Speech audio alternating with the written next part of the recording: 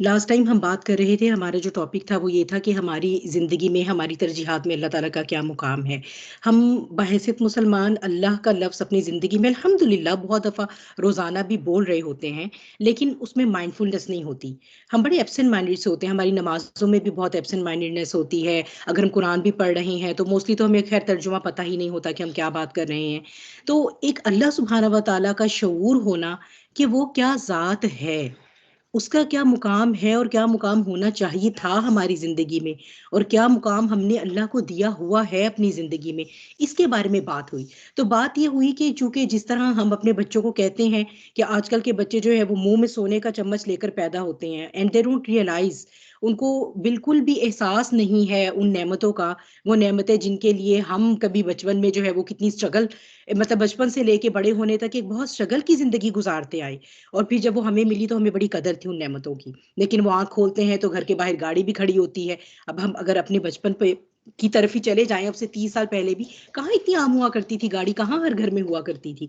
Even मुझे तो याद है, जो है वो मुझे ऐसे लगता है, खैर मैं कोई बहुत ही पुरानी हो गई हूँ कि जब ये बात की जाए कि हर घर में इवन लैंडलाइन फ़ोन भी नहीं हुआ करता था और लोग एक-दूसरे हमसाये में कहीं लगा होता था तो वहाँ बात करने जाते थे। तो जब ये सहूलतें हम सब ने जब खुद एक मुशक्कत करके हासिल की, तो हमें उनकी कदर थी। लेकिन आज का बच्चा आँख खोलता है, उसके वो मोबाइल घर में 3-4 हैं, गाड़ियाँ बाहर 2-4 खड़ी हैं, घर हर चीज़ उसको मिल रही है, उसे किसी भी चीज़ की वो इसीलिए फॉर ग्रांटेड लेता है। ये एक ह्यूमन नेचर है।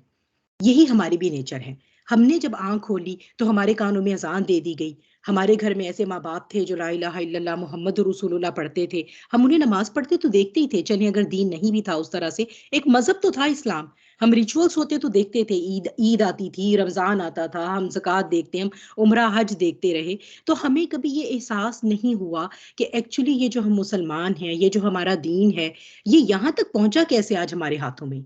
और हम तो आज इतने कोई खुशनसीब दौर में है कि इन्फॉर्मेशन हमारी फिंगर टिप्स पे है।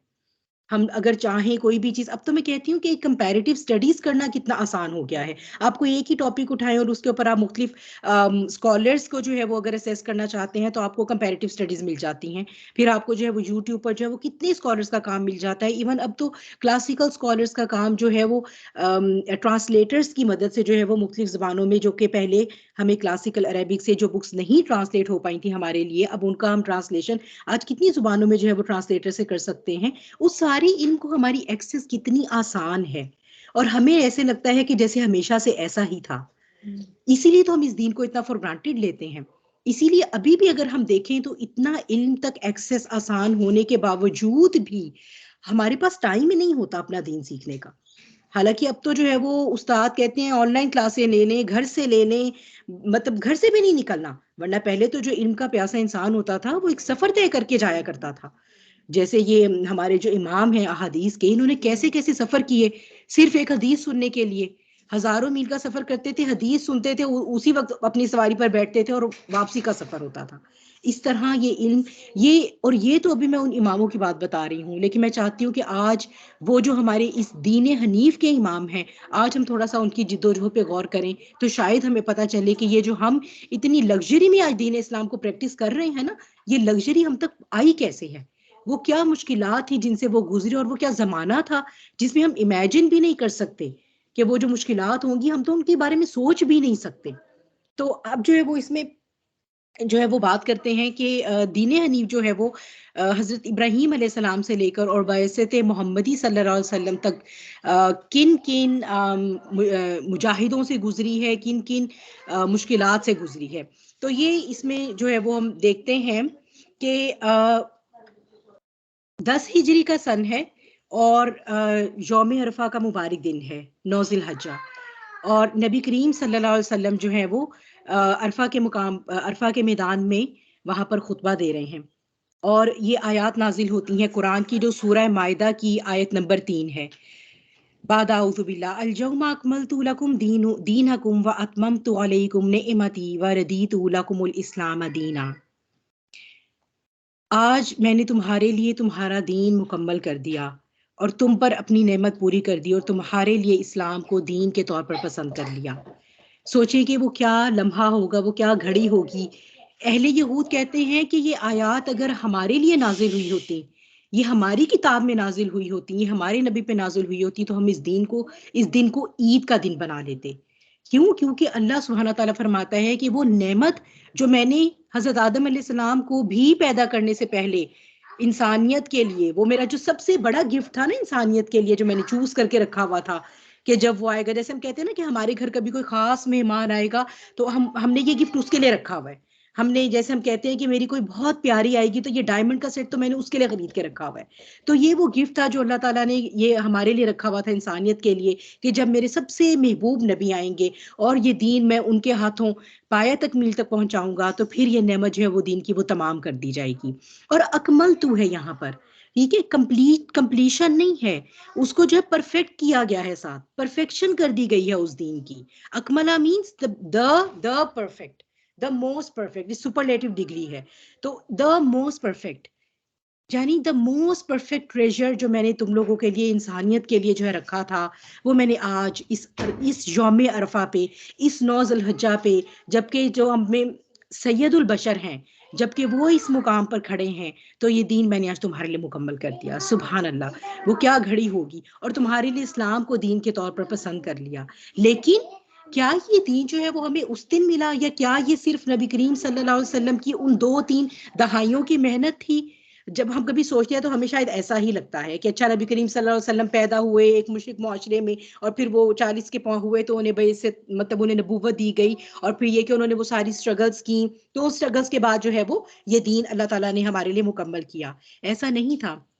इससे पहले के आकाए करीम खातिमुन नबीयीन हज़रत मोहम्मद मुस्तफ़ा सल्लल्लाहु अलैहि वसल्लम अरब की सरजमीन पर तशरीफ़ लाते, तकरीबन आपसे कोई 5000 साल के 7000 साल लगभग, इतना अरसा पहले एक इंसान गुजरे, जिन्होंने अपनी पूरी जिंदगी जो है वो अल्लाह सुब्हाना व तआला के लिए कुर्बानियों के नाम की, और उनकी कुर्बानियां जो हैं वो इस दीन हनीफ की बुनियाद बनी। और उनकी दुआ है कि इस सरजमीन पर मोहम्मद अरबी सल्लल्लाहु अलैहि वसल्लम की बइसत हुई। दुआ क्या है? ए हमारे रब, ठीक है, खाना काबा की बुनियादें उठाई जा रही हैं, दो बहुत मुबारक हस्तियां हैं, और वो दुआ कर रही हैं साथ साथ, ए हमारे रब, और इन लोगों के लिए इन्हीं में से एक रसूल भेज, क्योंकि काबा की तामीर कहाँ हो रही थी? मक्का की सरजमीन पर। तो वहां पर दुआ हो रही कि इनमें से भेजिएगा अल्लाह ताला एक रसूल। उसी वक्त वो जो मुबारक हस्ती हैं, वो इसकी बुनियाद रख गए, इस दीन की, जिसकी तकमील होनी थी तकरीबन 4000 से 7 साल के लगभग। चूंकि हमारे पास लिखी हुई तारीख नहीं है, इसीलिए जो है वो मौरखीन का एक तलाफ है, तो मैं आपको एक वो टाइम पीरियड बता रही हूँ, मतलब राउंड अबाउट, ठीक है, अप्रोक्सीमेटली जिसे हम कहते हैं।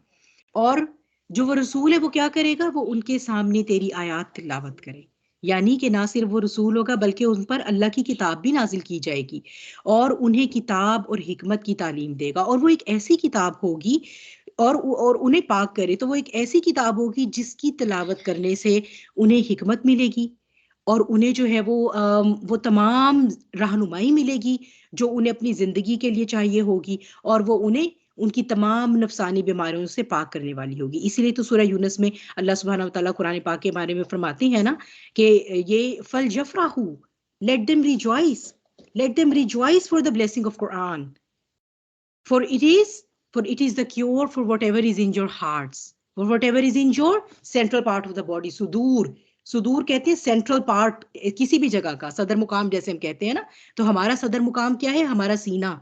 हमारे मादी जिस्म का सदर मुकाम भी यही है। हमारे मोस्ट वाइटल ऑर्गन्स इधर ही हैं, हमारे लंग्स और हार्ट। अगर इनको कुछ हो जाता है तो with in seconds the human is gone. और हमारे रूहानी वजूद का जो है मरकज, वो भी यही है। तो ये जो है वो उसके लिए शिफा है। यही किताब है जो आपको पाक करेगी, यही किताब है जो आपको अल्लाह के करीब लेके जाएगी। इसी किताब की आयत को तिलावत करके, अब देखिए वो कैसा मुशरिक मुआशरा था, जिसमें से कैसी जमात तैयार की सहाबा की, कैसे तैयार की नबी करीम सल्लल्लाहु अलैहि वसल्लम ने। कोई चिल्ले नहीं बताए, कोई वज़ाइफ नहीं बताए, कुरान से की, कुरान से की। अल्लाह का क्योंकि तारुफ जो है ना वो हमें कुरान से मिलेगा। अल्लाह का तारुफ, अल्लाह की पहचान, और फिर गहराई में भी अल्लाह ताला की जो जानकारी है वो हमें कुरान से ही मिलेगी। और फिर कुरान में अल्लाह ताला जो है वो एक बहुत बड़ा हिस्सा ह्यूमन साइकोलॉजी के साथ एड्रेस करते हैं। तो जब हम पढ़ते हैं ना कुरान को, तो फिर हमें पता चलता है अच्छा ये तो मेरी बात हो रही थी। इससे पहले हमें लगता है अच्छा ये तो पिछलों की कहानियां थी, ये तो अच्छा इब्राहिम की बात थी। फिर जब पता चलता है ना कि ऐसे, और जब हम खास तौर पे किसी डार्क एरा से गुजरे होते हैं अपनी लाइफ के, तो तब हम रिलेट कर पाते हैं ऐसे ही डार्कनेस से वो गुजरते होंगे, ऐसी ही हार्डशिप्स थी, तो उनका क्या उसवा था और मैंने क्या करना है। वो भी तो अल्लाह के बंदे थे, मैं भी तो ये चाहती हूँ कि मैं उसी रास्ते पर चलकर चलकर जन्नत तक पहुंचूं।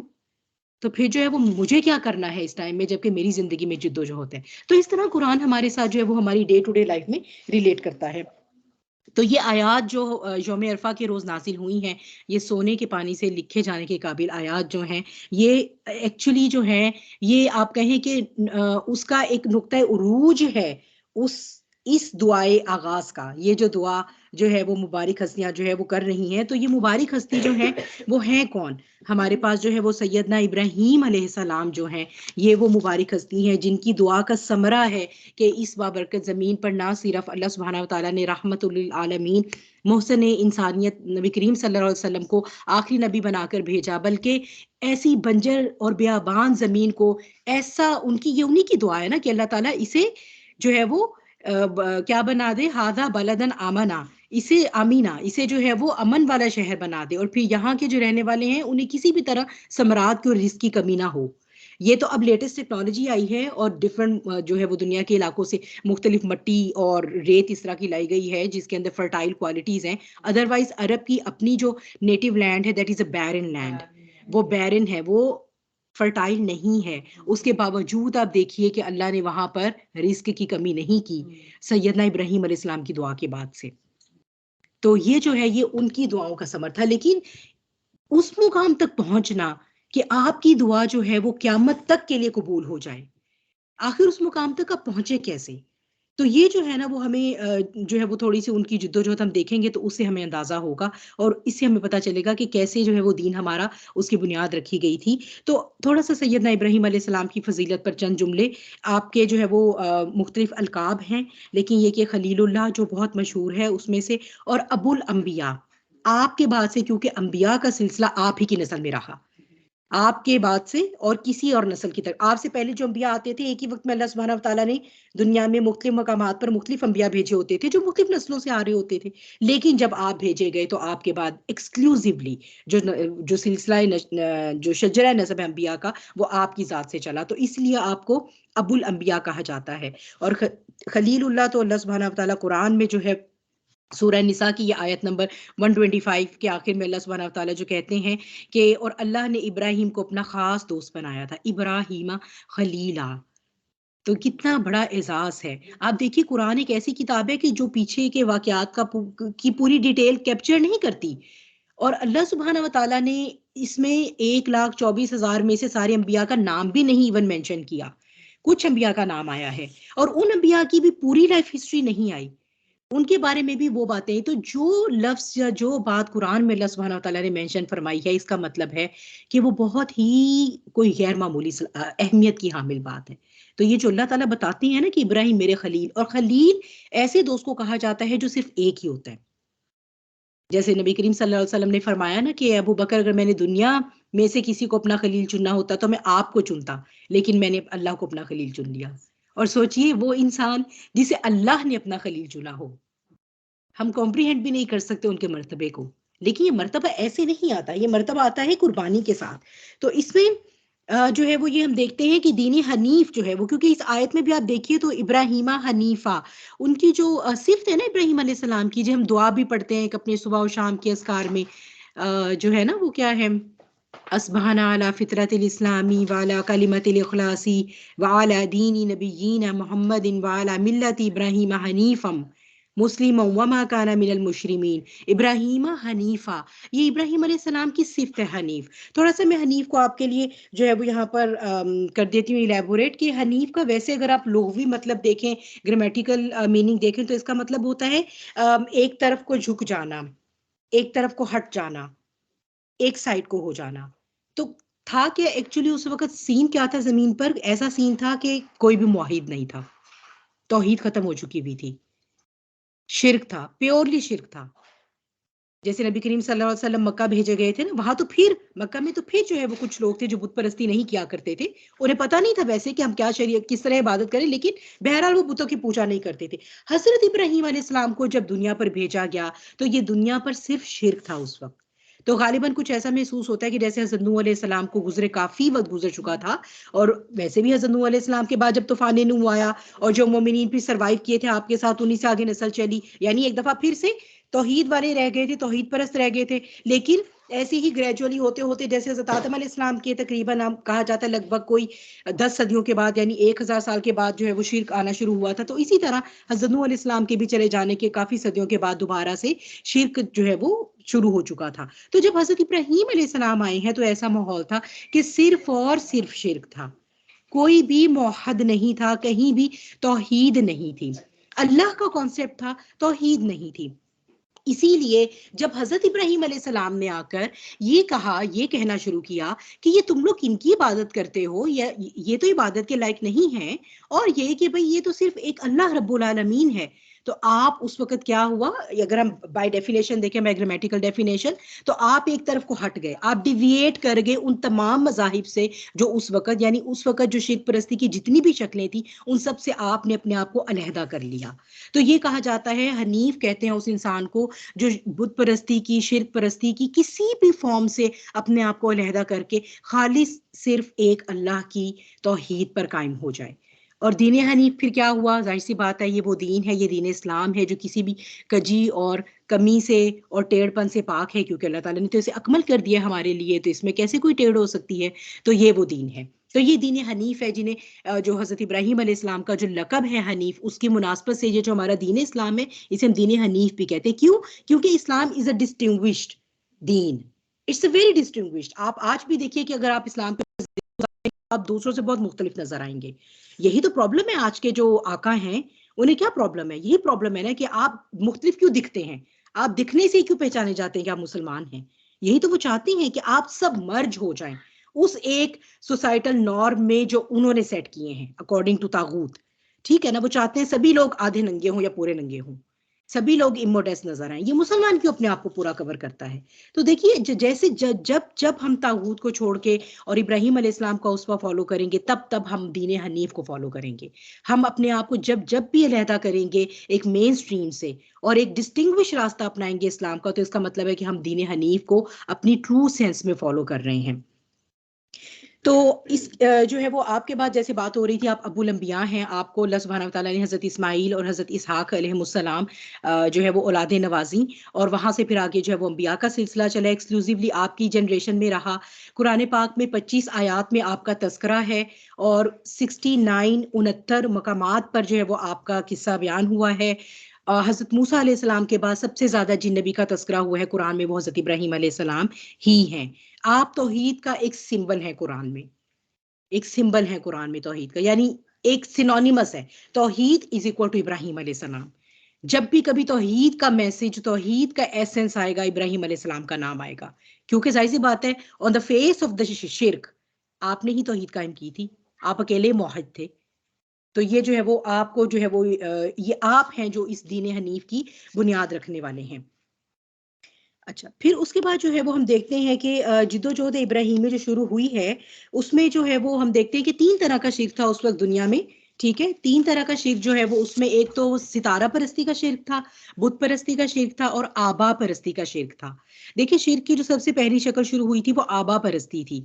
जब हज़रत आदम अलैहिस्सलाम के जाने के बाद पहली पीढ़ी इंसानों की, पहली नस्ल इस दुनिया से फ़ौत होना शुरू हुई, तो पिछलों ने कहना शुरू कर दिया कि अब तो ये जा रहे हैं, नेक इंसान थे, ये होते थे तो हमें अल्लाह की याद आती थी, तो क्यों ना हम इनकी तस्वीरें बनाकर लटका लें, ताकि जो है वो इनको देखते रहने से हमें जो है वो अल्लाह की याद आए। तो इस तरह उन्होंने बेसिकली अपने उन नेक आबा की जो है वो परस्ती शुरू की। होते होते वो तस्वीरों से बुत बन गए। एक्चुअली ये जो लात, मनात, अज्जा, नाइला, ये जो नाम आपको मिलते हैं बुतों के, ये उन इंसानों के नाम थे, वो जो नेक इंसान थे, इनकी नेक हस्तियां थी, उन्हीं के इन्होंने बाद में फिर बुत बना लिए। तो ये जो है वो आबा परस्ती भी इसी तरह जो शिर्क था, ये लोग भी इसी तरह अपने, हमारे जो नेक आबा व अजदाद हैं जी, हम तो उनकी जो है वो, हम तो उनको फॉलो कर रहे हैं। तो ये जो है वो 3 तरह का शिर्क था जो जिसमें जो है वो जिद्दोजहद इब्राहीमी शुरू हुई। तो ये जो सफ़रे तौहीद है, शिर्क के खिलाफ जो जिद्दोजहद है वो उनकी इसी तरह जो है वो 3 लेवल पर थी। एक तो उन्होंने सबसे पहले अपने घर से स्टार्ट की, अपने बाप को जो है वो दावत दीन दी, फिर अपनी कौम के साथ उन्होंने जो है वो मनाजरा किया, और बहुत सालों मतलब वो ये एफर्ट करते रहे। ऐसा नहीं कि हम कहें कि एक दिन उन्होंने मनाजरा किया और अगले दिन वो शहर से निकाले गए, तो ऐसा नहीं था। ये एक कंटिन्यूस स्ट्रगल थी जब से, क्योंकि वो पैदा हुए थे, वो फितरत सलीम पर थे। और फिर जो है वो तीसरे लेवल पर हम देखते हैं, क्योंकि वो एक ऐसा मुल्क था, इराक में आप पैदा हुए थे बेसिकली। यहाँ से मैं थोड़ा सा इंट्रोडक्शन में आपको ये भी बता दूं कि इराक के शहर और में आप पैदा हुए थे। और जो है ये गालिबन इब्रानी जुबान का लफ्ज है, if I am not wrong.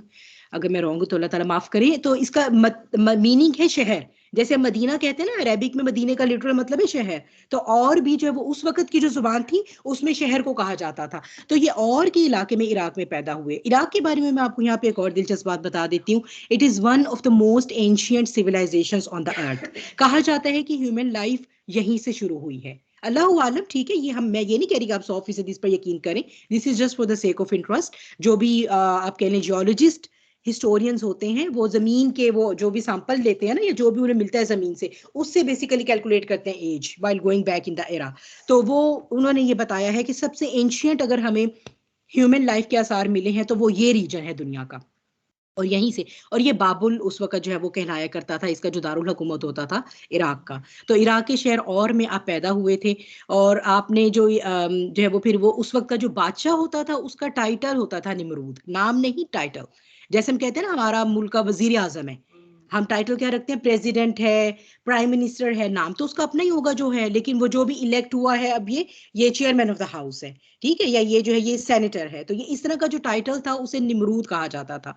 तो निमरूद उस वक्त जो इराक का बादशाह था, फिर उसके लेवल पर भी, क्योंकि सियासी लेवल पर भी जो है वो वहां पर शिरक था, ठीक है। क्योंकि वो जो बादशाह था वो अपनी इबादत करवाया करता था, और इन टर्न जो बादशाह खुद होता था वो आबा परस्ती करता था। यानी खुद वो कहता था चूंकि मैं तो बादशाह हूं, तो मैं पूजूंगा उन नेक हस्तियों को जो गुजर गई हैं, ठीक है। ये उसका शिर्क में भी रैंक्स थे। लेकिन तुम लोग मुझे पूजोगे क्योंकि तुम मेरी रियाया हो, तो मैं तुम्हारा खुदा हूं और मेरे खुदा ये हैं, ठीक है। तो इस तरह से एक ऐसा इतना स्टॉन्च मुआशरा था। अच्छा देखिए, ये बातें जब हम सुनते हैं तो हमें बड़ी मुलायम सी और बड़ी आसान सी लगती हैं। ऐसे इब्राहिम अलैहिस्सलाम उठे होंगे और उन्होंने कहा होगा जी अल्लाह एक है, सबने कहा होगा चलो चलो आग में डालो, और हमें बहुत लाइट इम्पैक्ट लगता है। हमें इतना हौसला भी नहीं होता कि हम अपने खानदान के अफराद को, अपने माँ बाप बहन भाइयों के आगे ही खड़े होकर हक बात कर दें। हमें सबसे पहले ये खौफ आता है ये हमारे बारे में क्या कहेंगे, फिर ये हमें बुरा भला कहेंगे, फिर ये कहेंगे कि तुम लोग तो बहुत फंडामेंटलिस्ट हो गए हो, तुम लोग तो पता नहीं किस नहज पे जा रहे हो, दुनिया में ऐसे तरक्की थोड़ा होती है। और फिर जो है वो मतलब हम आइसोलेटेड हो जाएंगे, और फिर हमारे रिश्तेदार भी हमें हमसे नहीं मिलेंगे जुलेंगे। तो फिर हम क्या कहते हैं, हम ये कहते हैं कोई बात नहीं, चलो अब रिश्तेदारों की खातिर कर लेते हैं, चलो लोग क्या कहेंगे, चलो चलो फैमिली की खातिर। सोचिए कि एक अकेला इंसान जो है वो 3 लेवल पर, पूरे घर से लेकर और रियासत तक के लेवल पर अकेला ही खड़ा रहता है। तो ये कोई छोटी बात नहीं है। उसका हौसला देने वाला कोई नहीं होता। देखिए, साथ इंसान को हौसला तो देता है ना, ये तो एक ह्यूमन नीड है। मतलब आप देख लें, कोई भी कुरान का काम भी करता हो, दीन का काम भी करता हो, उसे कोई ना कोई साथ चाहिए होता है। इंसान कमजोर है अपनी तख्लीक में, उसको उसका दिल चाहता है कि कभी कोई तो उसको हौसला देने वाला हो, कभी कोई तो उसकी हिम्मत बंधाए। अगर उसको उसके घर वाले भी बुरा भला कह रहे हैं, सब कह रहे हैं, कोई तो उसे कहे कि नहीं तुम हक काम कर रहे हो, जमे रहो इसके ऊपर, अकेले भी हो तो भी जमे रहो। देखिए अल्लाह ताला ने कुरान पाक में नबी करीम सल्लल्लाहु अलैहि वसल्लम को कितना हौसला दिया है, दिया नहीं बात बात पर। जब मक्की जिंदगी का आखिरी दौर है तो कितने उतने ही स्ट्रॉन्ग अल्फाज हो जाते हैं अल्लाह ताला के हौसला देते हुए, क्या नबी मोमिनीन को कहिए कि सब्र से काम लें। और फिर साथ ही पुराने अंबिया के बताना शुरू कर देते हैं, क्या क्या आप तक मूसा की हल आता का हदीस मूसा, क्या मूसा का किस्सा नहीं पहुंचा? वो तो फिरौन से टक्कर लेने गए थे, आपके सामने तो कुरैश के सरदार हैं। तो हौसला तो हर इंसान को चाहिए था, हौसला तो नबी करीम सल्लल्लाहु अलैहि वसल्लम को भी चाहिए था। तो हौसला इब्राहिम अलैहिस्सलाम को नहीं चाहिए था? तो ये जो थी ना उनकी सबसे पहली आजमाइश थी कि वो जो फितरत सलीम लेकर पैदा हुए थे, उन्होंने उसको मारा नहीं कि मैं एक ऐसी जगह हूं, मैं क्या करूं, मेरे साथ तो कोई खड़े होने वाला नहीं है, मैं अपनी फितरत सलीम ही दबा देता हूँ। चलो जब कहीं कोई साजगार हालात नजर आए तो कर लूंगा अल्लाह की बात, और तो कर लूंगा अल्लाह की इबादत। फितरत सलीम देकर अल्लाह ने जो भेजा था तो उसकी आजमाइश हो रही थी। भाई एक पूरे मुशरिक दुनिया के मुआशरे में एक बंदा है जिसकी फितरत जो है वो मोहद की वो लेकर पैदा हुआ, लेकर तो खैर हर बच्चा ही पैदा होता है ना, बाद में डिस्टॉर्ट कर दी जाती है, it is as per the हदीस। तो जो है वो अब वो उनकी फितरत सलीम तो डिस्टॉर्ट नहीं हुई, क्योंकि उनको तो अल्लाह ने नबी चुनना था, आगे नबी चुन लिया हुआ था अल्लाह की नॉलेज में तो ऑलरेडी।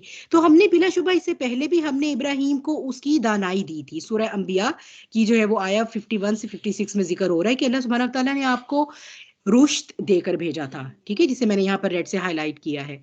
रुश्त जो है ये एक्स्ट्रा ऑर्डिनरी कैपेबिलिटीज होती हैं टूवर्ड्स अ पाथ ऑफ हिदाया। अल्लाह सुब्हानहू व तआला ने ऐसे इंसान को एक्स्ट्रा ऑर्डिनरी फरासत दी होती है, और वो चीज़ों को ऐसे ही देख रहा होता है पर्दे के पीछे से, जैसे कि गैब वो अपनी आंखों के सामने खुला हुआ देख रहा हो। अल्लाह सुब्हानहू व तआला ने उन्हें एक्स्ट्रा ऑर्डिनरी डिबेटिंग पावर्स दी थी, एक्स्ट्रा ऑर्डिनरी रीजनिंग पावर्स थी उनके पास। वो उनकी उनकी खासियत थी कि वो दलाइल दिया करते थे ना, जब तो वो एक से दो जुमलों में ही चित कर देते थे अगले को। उनके पास दलाइल कभी कोई नहीं हुए, उनकी कौम के पास, ना उनके बाप के पास, ना नमरूद के पास। बस ये था कि फिर वो उन्होंने ताकत का गलत इस्तेमाल किया, क्योंकि बात कुछ बनती नहीं वो हो रही थी, और फिर अब हक को कैसे जो है वो हक पे के इंसान को जब वो दबाया जाए, फिर बस जान ही लो, यही था एक उनके पास रास्ता। तो उनको अल्लाह सुब्हानहू व तआला ने ये एक्स्ट्रा ऑर्डिनरी कैपेबिलिटीज देकर भेजा था, रुश्त दी थी, और फिर जो है वो अल्लाह सुब्हानहू व तआला ने उन पर जो है ना कायनात की हकीकत खोल दी थी। क्योंकि ये अगर आपने कभी जो है वो कभी भी, ये एक आम मोमिन भी जो है वो ये क्वालिटीज ले सकता है। अगर कभी भी आप कुरान पर कुछ अरसा गौर व फिक्र और तदब्बुर करेंगे, तो आप देखेंगे कि अल्लाह सुब्हानहू व तआला आपकी फरासत खोल देगा। आपको चीजें ऐसे एंगल से नजर आनी शुरू होंगी, आपको वाकयात की वो हकीकत नजर आनी शुरू हो जाएगी जो और किसी को नजर नहीं आएगी। और आप बात करेंगे और आप जब आप बताएंगे, तो चूंकि दूसरों को तो नजर नहीं आ रहा, उनकी आंखों के आगे तो ये मादे का ब्लॉक है, तो वो क्या कहेंगे कि पता नहीं ये कैसी बातें कर रही है, पता नहीं ये क्या कह रही है, नहीं नहीं ऐसी कोई बात नहीं है, तुम ही ज्यादा सोचती हो। ये बेसिकली जब इंसान को अल्लाह ताला ने हकीकत दिखानी होती है ना, तो उसकी जो हिस्सियात है ना वो और लतीफ हो जाती हैं। जब वो लतीफ हो जाती हैं, तो लाइट की फ्रीक्वेंसी को कैच करती हैं, और कायनात बाकी की सारी लाइट पर बेस करती है। जितना जितना ज्यादा हम कायनात की लाइट की फ्रीक्वेंसी से हमारी रूह की फ्रीक्वेंसी मैच करती है, उतना ही ज्यादा हम गायब को परसीव करना शुरू करते हैं, despite being in our material body. अभी हम अपने मादी जिस्म से आज़ाद नहीं हुए, लेकिन इसमें रहकर परवास करने का और गायब को जानने का यही एक तरीका है कि कुरान के समंदर में गौताजन हो, और फरासत अपनी जो है वो फरासत की कैपेबिलिटी को बढ़ा लें। तो हज़रत इब्राहीम अलैहिस्सलाम को अल्लाह सुब्हानहू व तआला ने जो है वो रुश्त दिया हुआ था। इसलिए जो है वो उन्हें ज़ाहिर-सी बात है, उन्हें उनकी ज़िम्मेदारी थी कि जिस हकीकत तक वो पहुँचे, उस हकीकत को वो दिखाएँ सबको। तो फिर सबसे पहले जो है वो उन्होंने अपने घर से दावत शुरू की, अपने वालिद को उन्होंने दावत दी। अब वालिद भी कोई ऐसे नहीं थे क्योंकि उस मुआशरे के आम बुत परस्त हों। उस उस इलाके में जहाँ और मेरा आप पैदा हुए थे, वहाँ का सबसे बड़ा जो बुतकदा था, सबसे बड़ा वो आप जिसे कह लें कि उसके एडमिनिस्ट्रेटर थे उनके वालिद, उस बुतकदे के। अपने हाथों से भी बनाया करते थे, और ये कि वो उस बुतकदे की सारी जो मैनेजमेंट थी, वो उनके अंडर थी। ठीक है, अब ऐसे के उठ के जो है वो बेटा, और वो ही उन बुतों का इनकार करे। और जब आप छोटे थे तो क्या किया करते थे कि खेलते थे उनसे। जाहिर सी बात है, बच्चों के लिए तो ये खिलौने होते हैं, लेकिन जैसे बाकी सब घरों में क्या बताया जाता था बच्चों को, नहीं नहीं ये बुत हैं, आपने इनकी तौहीन नहीं करनी, ये तो हमारे खुदा हैं। तो वो ऐसा ऐसा बच्चों में वो चीज आ जाती थी। हजरत इब्राहीम अलैहिस्सलाम उसको मजाक लेते थे कि ये किस किस्म का खुदा है, और सवाल किया करते थे बाकायदा, ये जो आप एक के कान आपने बड़े बनाए हैं, एक के कान आप छोटे बना रहे हैं। तो वो कहते थे इसके कान इसलिए बड़े ताकि ये सुने। तो कहते जब ये सुनता है तो फिर ये बोलता क्यों नहीं है। अब वो फिर आगे से उनके पास क्या रह जाता था, जब रीजनिंग नहीं होती तो ऑटोमेटिकली आप क्या करते हैं, शंट करते हैं हक को। नहीं नहीं ऐसे नहीं कहते। तो डज इट साउंड फेमिलियर? जब हम ऐसे सवाल करते हैं दीन में, जब हम हमारे जो भी ऐसे स्कॉलर्स हैं, I am not talking about all the scholars, लेकिन ऐसे जो नहीं इल्म के रास्ते स्कॉलर, मतलब अपने आप को स्कॉलर का टैग देते हैं लेकिन इल्म नहीं रखते, तो वो क्या करते हैं, नहीं नहीं ऐसी बात नहीं करनी, तुमने ये सवाल पूछा है कैसे, तुमने ऐसे किया, तुमने ये तो बहुत, चलो चलो कलमा पढ़ो दोबारा, तुम तो काफिर ही हो गए। तो रीजनिंग अल्लाह ताला कुरान पाक में जो है ना वो कहते हैं कि मैंने इंसान को रीजनिंग के साथ पैदा किया है, क्योंकि मैं चाहता हूं कि मेरी तरफ रीजनिंग से आए। आप कभी इंसान को, किसी को भी जो है ना वो अल्लाह का शऊर डंडे के जोर पे देकर उसे मुसलमान या मोमिन नहीं बना सकते, और ना ही अल्लाह ताला का मतलूब है। वरना कुरान में अल्लाह ताला कहते हैं तो अल्लाह के लिए क्या मुश्किल था कि वो सारे इंसानों को ईमान पर पैदा कर देता। वो तो चाहता ही ये है कि भाई मेरे वॉन्डर्स देखो और मेरी तरफ आओ, क्योंकि अल्लाह ने वॉन्डर्स ही इतने परफेक्ट है बनाए अपने। तो वो तो चाहता है कि हम रीजनिंग करें, लेकिन जब हम हक पर होते हैं तो हमारे पास आंसर्स होते हैं और हम वो आंसर्स दे सकते हैं। जब हम हक पर नहीं होते तो हम क्या करते हैं, हम शट डाउन करते हैं बच्चों को। ऐसे ही है ना, जब हमारे पास इल्म नहीं होता तो हम क्या करते हैं, अगर बच्चा पूछेगा मम्मा अल्लाह से पहले क्या था, हाँ बेटा तुमने ऐसी बात सोच ली, आइंदा ना ये बात मुंह से निकालना, किसी के सामने ना कहना, अब्बा के सामने बिल्कुल ना नाम लेना, दादी के सामने ना कहना, वो उन्होंने ना कहना है पता नहीं माँ क्या सिखाती है इसको। नहीं मम्मा, अल्लाह को किसने पैदा किया? होए होए, ये मेरा बच्चा किधर चला गया? तो ये सारी रीजनिंग हम तब शट डाउन करते हैं जब हमारे पास अपनी रीजनिंग की पावर नहीं होती, अपने पास इल्म नहीं होता बताने के लिए, सेटिस्फाई करने के लिए ऐसे क्वेश्चंस को। तो उन्होंने जो है वो जब अपने अब्बा जान से बात करते हैं तो उनको जो है वो बड़े ही प्यार से कहते हैं या आबाती करके बात करते हैं। हालांकि वो कितने बड़े मुशरिक इंसान हैं उनके अब्बू, लेकिन ये है कि ये आप देखिए उसवा के वो अपने बाप की इज्जत, एहतराम और प्यार नहीं जाने देते। और ये कन्वर्सेशंस, ये डिबेट्स को एक दिन नहीं है, ये कोई बचपन से शुरू हुई। तो शुरू में तो बाप ये समझते रहे कि अच्छा ये जो बच्चों के मासूम सवालात होते हैं जी वो हैं, तो चलो समझ जाएगा, यही कह के कि नहीं नहीं ये तो हमारे बुत हैं, ये तो बड़े हमारे लिए ऐसे हैं, ये तो बड़े वैसे हैं। आप हर दफा ऐसा क्वेश्चन कर देते थे, बाप लाजवाब हो जाता था। तो इसी तरह ये जब सिलसिला सालों चलता रहा, तो फिर जो है वो हज़रत इब्राहिम कहते हैं कि ए या अबती, ए मेरे प्यारे वालिद, बेशक मेरे पास वो इल्म आया है जो तेरे पास नहीं, लिहाजा तू मेरी इत्तबा कर, मैं तुझे सीधा राह दिखाऊंगा। अब पेरेंट्स क्या कहते हैं, हाउ डेयर यू, तुम अभी कल के बच्चे पैदा हुए हो और तुम मुझे कुरान सिखाओगे और तुम मुझे बताओगे दीन की क्या बात है। तो ये तो इब्राहिम अलैहिस्सलाम को तो चूंकि अल्लाह ताला की तरफ से जो है वो इल्म आ गया था, तो उन्होंने कहा कि नहीं, जो मुझे नजर आ गया है, जो मैं देख चुका हूँ, जो इल्म मेरे पास आ चुका है, जो हक मुझ पर खुल चुका है, वो आप नहीं जानते। उन्होंने भी इसी तरह ही गालबन फिर कहा होगा ना कि हाउ डेयर यू, मैं इस इलाके का सबसे बड़ा, मैं जो हूँ वो बुत खाने का एडमिनिस्ट्रेटर हूँ, और मुझ बचपन से मैं पता नहीं कब कितने सालों से बुत बना रहा हूँ, और इस जमीन पर कितने सालों से आबा परस्ती हो रही है, और तुम एक आउट ऑफ नन उठ के मुझे ये कह रहे हो जी एक ही रब है, ऐसा कैसे हो सकता है? और ये मैं ज्यादा जानता हूँ कि तुम ज्यादा जानते हो? तो ए मेरे बाप, तू शैतान की इबादत ना कर, बिलाशुबा शैतान रहमान का सख्त नाफरमान है। और मेरे अब्बा जान, बेशक मैं इस बात से डरता हूँ कि तुझे रहमान की तरफ से अजाब आ पहुंचे और फिर तू शैतान का साथी हो जाए। जाहिर सी बात है, आपके वालिद थे, आपने सबसे पहले उन्हीं की खैर ख्वाही चाहनी थी ना। तो ये जो है वो एक तबलीग का उसूल भी है हमारे पास कि हम घर से शुरू करें, फिर उसके बाद अपने क्लोजर सर्कल में जाएं, फिर उसके बाद जो है वो एट जो है वो आप कहें कि लार्जर स्केल जो है वो फिर उस काम को किया जाए।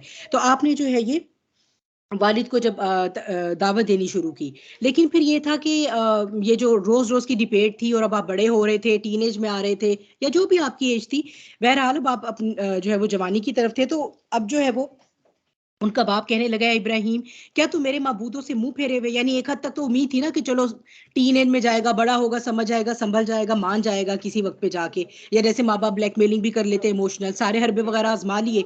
अब इब्राहिम अलैहिस्सलाम तो मानने के नहीं थे। तो अब जो है वो फिर एक वक्त आया कि धमकी मिल गई, अब अगर तुम नहीं बाज आओगे और तुम अगर हमारे माबूदों से मुंह फेरोगे, ठीक है, अगर तुम हनफियत का रास्ता अपनाओगे, हनीफ हो जाओगे, तो क्या करूंगा, तुम्हें रिजम कर दूंगा, पत्थर मार मार के तुम्हें स्टोनिंग टू डेथ कर दूंगा। इससे ये भी पता चलता है प्रोबेबली उस जमाने में जो कोई शिर्क से, मतलब वो अगर कोई उस दीन से मुंह मोड़ता था, तो शायद उसकी सजा जो है वो स्टोन टू डेथ हुआ करती थी, अल्लाह आलम।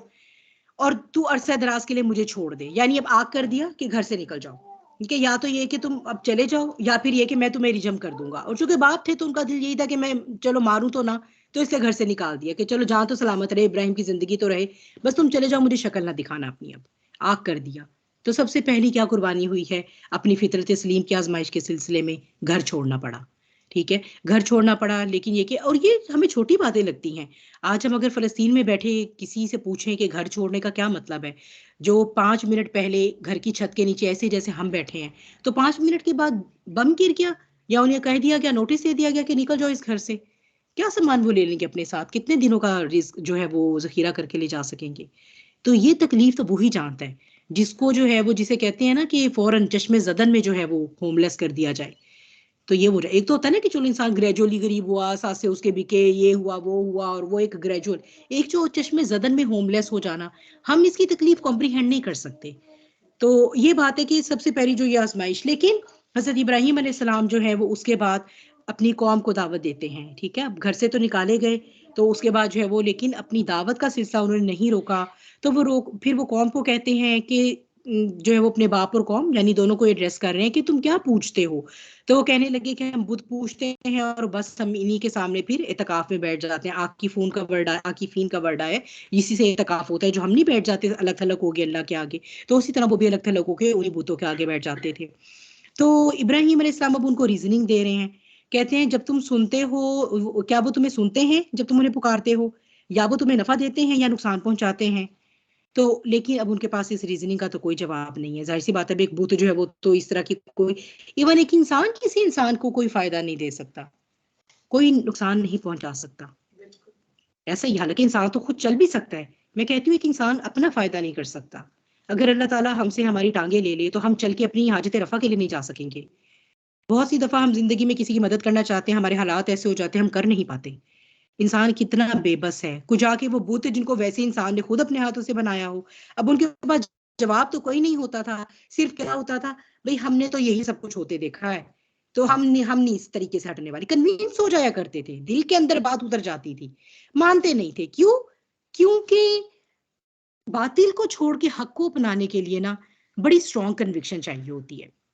आप ये देखिए कि हम जो गलत बिदात और प्रैक्टिसेस बचपन से करते आते हैं, जब हमें जिंदगी में बड़े होकर पता चलता है कि वो गलत हैं, तो हमें कितना धचका लगता है। और हम में से कितने फीसद लोग होते हैं कि जो फिर भी चलो उस धचके से रिकवर होकर अपने आप को ये कहें कि नहीं, हक है तो फिर मुझे मानना है, कोई बात नहीं, आज तक अगर गलत था तो गलत था, चाहे मेरे पेरेंट्स यही करते रहे, चाहे मेरे आबा अजदाद यही करते रहे। मोस्टली अक्सरियत को हम देखेंगे कि वो क्या कहेगी, चलो गलत भी है तो कोई बात नहीं, अब ये कि ऐसे ही होता रहे खानदानों में, कोई बात नहीं है, हमारे दादा भी ऐसे करते थे तो हमारे पेरेंट्स भी ऐसे करते चले गए तो अब हम तो ऐसे ही करेंगे। तो ये जो चीज होती है ना कि हक को जान लेने के बावजूद हक को कबूल करने के लिए दिल का खुल जाना, ये अल्लाह का खास इनाम होती है। और ये जब तक नहीं आती, जब तक हम अपने दिलों से जो है वो तासुब नहीं निकालते। तो फिर जो है वो इब्राहिम अलैहिस्सलाम कहते हैं कि भला देखा है तुमने जिनको तुम पूछते आ रहे हो, यानी ये जो जिनके बुत तुमने बनाए हुए हैं, ये जो वो नेक हस्तियां हैं, कि उनको तुमने खुद आंखों से देखा था कि वो कोई, उन्होंने तुम्हारे सामने चांद सितारे पैदा करके दिखाए हों, कोई उन्होंने आसमान जमीन बनाए हों, तो चलो हमें भी बता दो, मुझे भी बता दो, मैं भी उन पे मान ले आता हूँ। ठीक है, काउंटर वो करते थे ना, उनको हर तरह से समझाने की कोशिश करते थे। या तुम्हारी चलो किसी दादा परदादा नहीं देखा और उन्होंने तुम्हें बताया हो, तो चलो मुझे भी बता दो कि अगर उन्होंने कोई तख्लीक कायनात में हिस्सा लिया है, कोई उन्होंने चीज शय तख्लीक किया, तो चलो मैं भी मान ले आता हूँ। बिलाशुबा वो तो दुश्मन है सवाए रब्बुल आलमीन के, क्योंकि आपको तो रब्बुल आलमीन की जो है वो फरासत तो मिल गई थी ना, वो यकीन मिल चुका था, इसलिए। अच्छा, अब जो है वो अ, जब देखा कि भाई कौम जो है वो उसी तरह के एक्सक्यूजेस पे है, तो अब आपने ना वन बाय वन जो है वो उनके उनके शिर्क का जो है वो रद्द करना शुरू किया। ठीक है, अब जो है वो आपने कहा कि इस स्टाइल से भी नहीं मानते, उस स्टाइल से भी नहीं मानते, ये उज़र भी नहीं, ये वाला जो है वो इनको दलील भी नहीं है, तो अब चलो इनके साथ मनाजरा करते हैं। ठीक है, अब जो है वो इब्राहीम अलैहिस्सलाम जो है वो उन्हें जो बात शुरू हो रही है वो इसमें सूरह इनाम में, कि इसी तरह हम इब्राहीम को आसमान और ज़मीन की बादशाही दिखाते थे ताकि वो यकीन करने वालों में से हो जाए। तो अल्लाह ताला ने एक्चुअली उनको, ज़ाहिर सी बात है, एक्स्ट्रा ऑर्डिनरी जो है वो एक एक्सपोजर भी दिया था गायब का, क्योंकि अंबिया को जिस महाज पर लड़ना होता है, अगर उन्हें गायब उस तरह का नजर ना आया हो तो वो मुतजलजल हो सकते हैं ना, और ये अल्लाह ताला का उसवा नहीं है। अपने नबी को जब महाज पर भेजना है तो पुख्ता और कामिल यकीन के साथ भेजना है।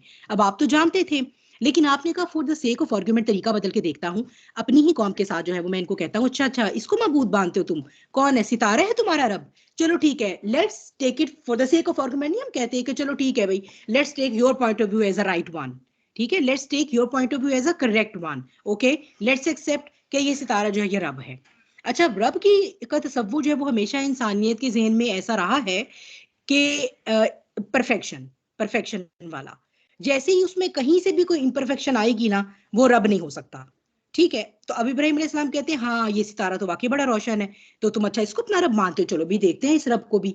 तो लेकिन फिर क्या हुआ, जब वो गुरूब हो गया तो आपने कहा कि मैंने, यानी उनको, यानी ये वो एक स्टाइल है ना जिसे आप कहते हैं कोई रिवर्स इंजीनियरिंग करना, कि उन्हीं के फ्रंट में जाके उन्हीं के साथ मिलके, लेकिन फिर ये कहा कि ये तो गुरूब हो गया, तो मेरा रब तो कोई गुरूब होने वाली चीज नहीं हो सकती।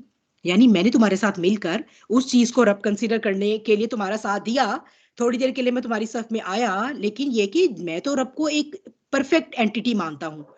अगर तुम कहते हो रब है तो इस तारे को परफेक्ट होना चाहिए, हमेशा यहाँ पर जगमगाए और हमेशा यहाँ से हर चीज कंट्रोल करे, तो मैं तुम्हारे साथ हूं। लेकिन जब वो गुरूब हो गया तो आपने कहा कि मैं तो गुरूब होने वाली शय को अपना रब नहीं मान सकता। रब कभी गुरूब हो सकता है क्या? रब कभी डिसअपियर हो सकता है क्या? ऐसा तो नहीं हो सकता कि वो ऑफ ड्यूटी चला जाए इतनी बड़ी कायनात बना के, तो फिर इसका तो सारा निजाम ही दरहम बरहम हो जाएगा। यानी ये आप देखिए कितना इंटेलिजेंटली उन्होंने प्ले किया कि जो मनाजरा है उन्हीं की साइड पे जाके के फिर उन्होंने कहा अच्छा चांद को रब मानते हो, चलो ये तो वाकई बड़ा रोशन भी नजर आ रहा है भाई, बहुत बड़ा है चांद भी, चलो let's take the moon for the sake of argument as a रब। इसको देख लेते हैं। लेकिन जब सुबह हुई तो जाहिर सी बात है सुबह से पहले चांद भी गायब हो जाता है। तो आपने कहा कि नहीं भाई, ये तो है कि हाँ बहुत रोशन था, बड़ा अच्छा था, बड़ी लाइट वाइट थी, लग तो बड़ा ऐसा रहा था रोब शोब वाला, पर ये है कि भाई ये गुरूब हो गया तो मैं तो ऐसी चीज को अपना रब नहीं ले सकता। फिर सूरज की बारी आई तो कहा कि हाँ भाई सूरज तो बहुत ही बड़ा है, तो इसकी तो रोशनी ऐसी, आंखें हम खोल के उसकी तरफ देख भी नहीं सकते। तो ये लगता है कि वाकई कोई बड़ी शय है। चलो भाई let's take sun for the sake of argument as a रब। तो लेकिन जब शाम को वो भी गरूब हो गया तो आपने कहा कि बहरहाल चला तो ये भी गया, तो कैसे इसको मैं अब जो है वो अपना रब मानूं? तो तुम लोग जिस चीज को अपना रब मान रहे हो, मुझे कोई एक गुड इनफ रीजन दो कि ये चीजें जो हैं वो ये चीजें जो है ये परफेक्ट हैं, तो मैं भी इनको अपना रब मानता हूं। और अगर नहीं, तो फिर जिस रब की तरफ तुम्हें मैं लेकर जा रहा हूं, जो परफेक्ट है, जो यकता है, जो सबको संभाले हुए है, जिसने ये चांद सितारे तो तुम्हारे फायदे के लिए पैदा किए थे, तुम उल्टा उन्हीं की परस्तिश में लग गए हो, उसकी तरफ आओ जिसने ये सब पैदा किया है, जिसने इतना कमाल और अमेजिंग मल्टीवर्स का सिस्टम पैदा किया है, फिर इतनी जबरदस्त फोर्सेस ग्रेविटेशनल क्रिएट किए हैं कि हर शय अपने दायरे में अपने अपने मुकाम पर तैर रही है। मजाल नहीं है कि एक सयारा भी अपनी मर्जी से जाके दूसरे से टकरा जाए। ऐसी फोर्सेस उनको जो है वो बैलेंस में रखे हुए हैं, उस रब को मानो।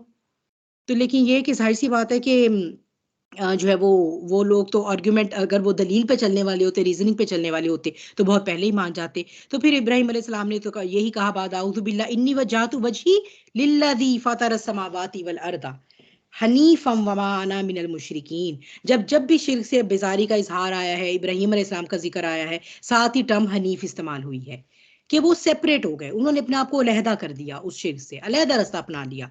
तो आपने कहा भी मैंने तो अपना चेहरा उस जात की तरफ मरकूज कर लिया, मैं तो तुम लोगों के सारे रब आजमा के देख लिए, I have put them to test, they have all failed. तो मैं तो उसी जात की तरफ अपना मुंह कर चुका हूं अब, जिसके जिसने आसमान और जमीन को पैदा किया, और मैं उसी का परस्तार हूं, और मैं मुशरिकों में से नहीं हूं। अच्छा, फिर उसके बाद जो है वो दूसरे नंबर पर जो है वो चलते हैं कि वो बुत परस्ती की बात है कि तो उन्होंने सोचा कि ये कौम जो है वो कहती है, उन्होंने कहा चलो ठीक है जी, आप ये जो इब्राहिम तुम हमारे सितारों से यारों को बुरा भला कह रहे हो, तो ये देखना तुम पर जो है ना वो कोई इनका ना असर पड़ेगा। और ये जो है ना जो हमारे बुत है ना, ये तो डेफिनेटली जो है वो बहुत पावरफुल है। ठीक है, तो वो तब वो भी आगे से कुछ अपनी तरफ से बोगस किस्म के उन्होंने दलाइल देने की कोशिश की होगी। तो ये जो है ना ये बुत देखना तुम जरूर जो है ना वो इब्राहिम अलैहिस्सलाम तुम पर जो है ना वो कुछ ना कुछ अभी मुसीबत आ जानी है। अच्छा, वो उन्होंने प्रिटेंड भी कुछ ऐसा किया, वो साफात सूरत चूंकि काफी जगहों पे जिक्र है ना, जो वाकयात है अल्लाह ताला थोड़ी थोड़ी जैसे डिफरेंस के साथ जो है ना वो मुख्तलिफ सूरतों में बयान करते हैं। तो ये तो मैंने सूरह अंबिया से लिया है, लेकिन सूरह साफात में आता है कि जिस दिन इनका कोई एनुअल वो इनकी कोई ईद थी, कोई वो इनकी इसी तरह कोई सितारा परस्ती का ना उस दिन कोई जश्न था, तो उसको मनाने के लिए सब ने शहर से बाहर जाना होता था, तो वो सब ने कहा कि आप भी चले साथ, भाई इब्राहिम तुम भी चलो साथ। तो इब्राहिम अलैहिस्सलाम ने सूरह सफात में आता है कि सितारों की तरफ देखा और कहा कि मैं कुछ इन्नी सकीम हूँ, मैं कुछ आज ना अपने अंदर सिकम यानी कि कमजोरी और कुछ नकाहत महसूस करता हूँ, कुछ I am not well fully well ना। तो उन्होंने कहा देखा ये मजाक कर रहे थे ना हमारे सितारों को और उनको बुरा भला, तो आ गई है इनके ऊपर बुरी फाल, देखा ऐसे बीमार लेट गए। उन्होंने कहा तुम लोग जाओ। और सूरह अंबिया में वो कह भी रहे हैं, उन्होंने कुछ इंसानों कुछ लोगों के साथ जिक्र भी कर दिया है कि मैं तुम्हारे चले जाने के बाद ना बुतों के साथ एक तदबीर भी करूंगा। अच्छा जी, अब तदबीर जो की है वो आप सब लोग जानते ही हैं, ये वाकयात की तफसीलात जो हैं कि उसमें जो उन्होंने वो सारे जितने वो उधर गए, जो उनका सबसे बड़ा माबद खाना था, और चूंकि बाकी सब तो शहर से गए हुए थे, तो वहां जाकर उन्होंने जो भी उनके हाथ में हथियार था, औजार था, उससे उन्होंने वो उसको उनको बुतों को सबको मारना शुरू किया, तोड़ दिया, पाश पाश किया, और वो जो कुल्हाड़ी या जो भी वो आला था वो बड़े बुत के गले में डाल दिया और उसको नहीं तोड़ा। तो अब जब वो कौम आई और वो देखे तो उनको तो जाहिर सी बात है, उनके लिए तो it's like a heart attack कि भाई हमारे जो ये खुदा है इनको कौन तोड़ गया। तो वो कहें कि उनको था कि ये तो इब्राहिम है, एक नौजवान जो एक तो बातें भी ऐसी करता है, हमारे बुतों और हमारे खुदाओं को बुरा भला भी कहता है, और ये गए भी नहीं थे आज तो, और ये कह भी रहे थे कि इनका कोई इरादा है, ये इन्हीं को होगा, चलो बाप ने भी घर से निकाल दिया हुआ है इनकी हरकतों की वजह से, बुलाओ भाई इब्राहिम को बुलाओ, उन्हीं इन्हीं इन्हीं का काम होना है। तो इब्राहिम अलैहिस्सलाम को जब बुलाया तो वो कहते हैं कि भाई हम ये, अब बल्कि कुरान में आ भी रहा है कि हमने एक नौजवान का जिक्र सुना था, उसे इब्राहिम कहा जाता है, तो ये कि आप उन्हें सबके सामने ले आए ताकि सब गवाह रहें। तो उन्होंने कहा कि इब्राहिम के ये तूने हमारे माबूदों के साथ क्या किया? तो इब्राहिम अलैहिस्सलाम कहते हैं कि बल्कि ये तो इनके इस बड़े ने किया है, बस तुम उनसे पूछ लो अगर वो बोलते हैं तो। तो आप ये देखिए कितना एक लतीफ भी, और कितना जो है ना यानी कितना सटल भी, और कितना वो एक कितना इंटेलिजेंट वे था उनका ये सब कुछ प्लान करने का। तो वो यानी ये कि भई अगर तुम लोग जिनकी इबादत करते हो ये इतने खुदा हैं और तुम लोग कह रहे थे ये तो मेरा को नुकसान कर देंगे, मैं इनको मानता नहीं। तो ये जो बड़ा वाला इसको बड़ी तैश आया कि ये तुम सारे छोटों की मेरे साथ क्यों इबादत करते हो? उसने पकड़ के इन सबको तोड़ दिया। अब वो क्या कहें आगे से? अब वो कहेंगे कि ये तो अपना आप भी नहीं हिला सकते, तो फिर वह हमने यही कहना कि फिर तुम इनको खुदा क्यों मानते हो? फिर वही रीज़निंग आ जाएगी। अब वो सारे ज़ाहिर-सी बात है कि वो चुप और वो कहें कि बेशक तुम लोग ही ज़ालिम हो आपस में ना, कि यानी ज़ाहिर-सी बात है उन्हें ये रियलाइज़ेशन तो हो रही थी कि इब्राहीम अलैहिस्सलाम ठीक कह रहे हैं। ज़ाहिर-सी बात है ना वो बुत चल सकता है, ना वो बुत बाकी बुतों को तोड़ सकता है। फिर ये कैसे खुदा हैं कि जो अपनी प्रोटेक्शन ही नहीं कर सके? तो यही सबक देना चाह रहे थे ना, ये अपनी प्रोटेक्शन नहीं कर सके तो ये मेरे लिए क्या बुरा करेंगे और तुम्हारे लिए क्या अच्छा करेंगे? तो फिर ये सारी जो बात हुई तो फिर उनको ये अपने आप को लानत मलामत उन्होंने शुरू की कि भई ये ना हम ही में से कुछ लोग रह जाते और हिफाज़त कर देते। इब्राहीम ने तो कहा भी था कि मैं बुतों के साथ कुछ करने वाला हूँ। तो ये बस अपने आप को यानी उन्होंने इस तरह से बुरा-भला कहा। फिर जो है वो बहरहाल जब वो उनका शर्मिंदगी का फ़ेज़ ओवर हुआ, तो उन्होंने फिर इब्राहीम से कहा कि तू जानता है कि ये बुत बोलते नहीं हैं। तो फिर इब्राहीम अलैहिस्सलाम ने वही कहा कि फिर तुम क्यों उनकी इबादत करते हो जो तुम्हें ना नफ़ा देते हैं, ना नुकसान देते हैं। फिर तुफ़ है तुम पर और उनकी जिनकी तुम अल्लाह के सिवा इबादत रखते हो, क्या तुम अक्ल नहीं रखते? अब इतने मतलब इंसान अपने आप को इतना गिरा ले। चलें आप कहते हैं ना कि शिर्क की भी कुछ शक्लें होती हैं, अगर आप कहें कि चलें हम जी पैसे को अपना खुदा मानते हैं, तो चलो पैसे की एक पावर है, नज़र आती है, आप किसी इंसान को खरीद सकते हो, दुनिया में जिसके पास बहुत पैसा है कहा जाता है भई वो कुछ भी खरीद सकता है। एक पावर नज़र आती है ना, बुत तक की तो कोई पावर ही नज़र नहीं आ रही है। ना वो बोलता है, ना चालता है, ना एक थप्पड़ मार सकता है आगे से अपनी तौहीन पे, ना अपनी प्रोटेक्शन कर सकता है, तो इनको क्यों पूछते हो भई? तो बहरहाल ये जब जो है वो कौम के लेवल पर जब आपने इस बात की को जो है वो इनफ इस्टैब्लिश कर दिया, तो अब जो है वो यहाँ पर उनको अपनी जो है वो जान की आज़माइश जो है वो उससे गुज़रना पड़ा। अच्छा यहाँ पर मैं आपको बता दूँ थोड़ा-सा कि 2 तरह से जो है वो कुरान की तो ख़ैर बहरहाल जो भी 2 जगहों पर आयत आई हैं, एक सूरह अंबिया में, एक सूरह अस-साफ़ात में। दोनों जगहों पर जैसे ही आपने कौम के साथ मुनाज़रा किया है, तो साथ ही जला देने की बात हुई है। और जो वो निमरूद के साथ जो उनकी डिबेट है, वो एक सेपरेटली सूरह बकरा में मेंशन हुई है।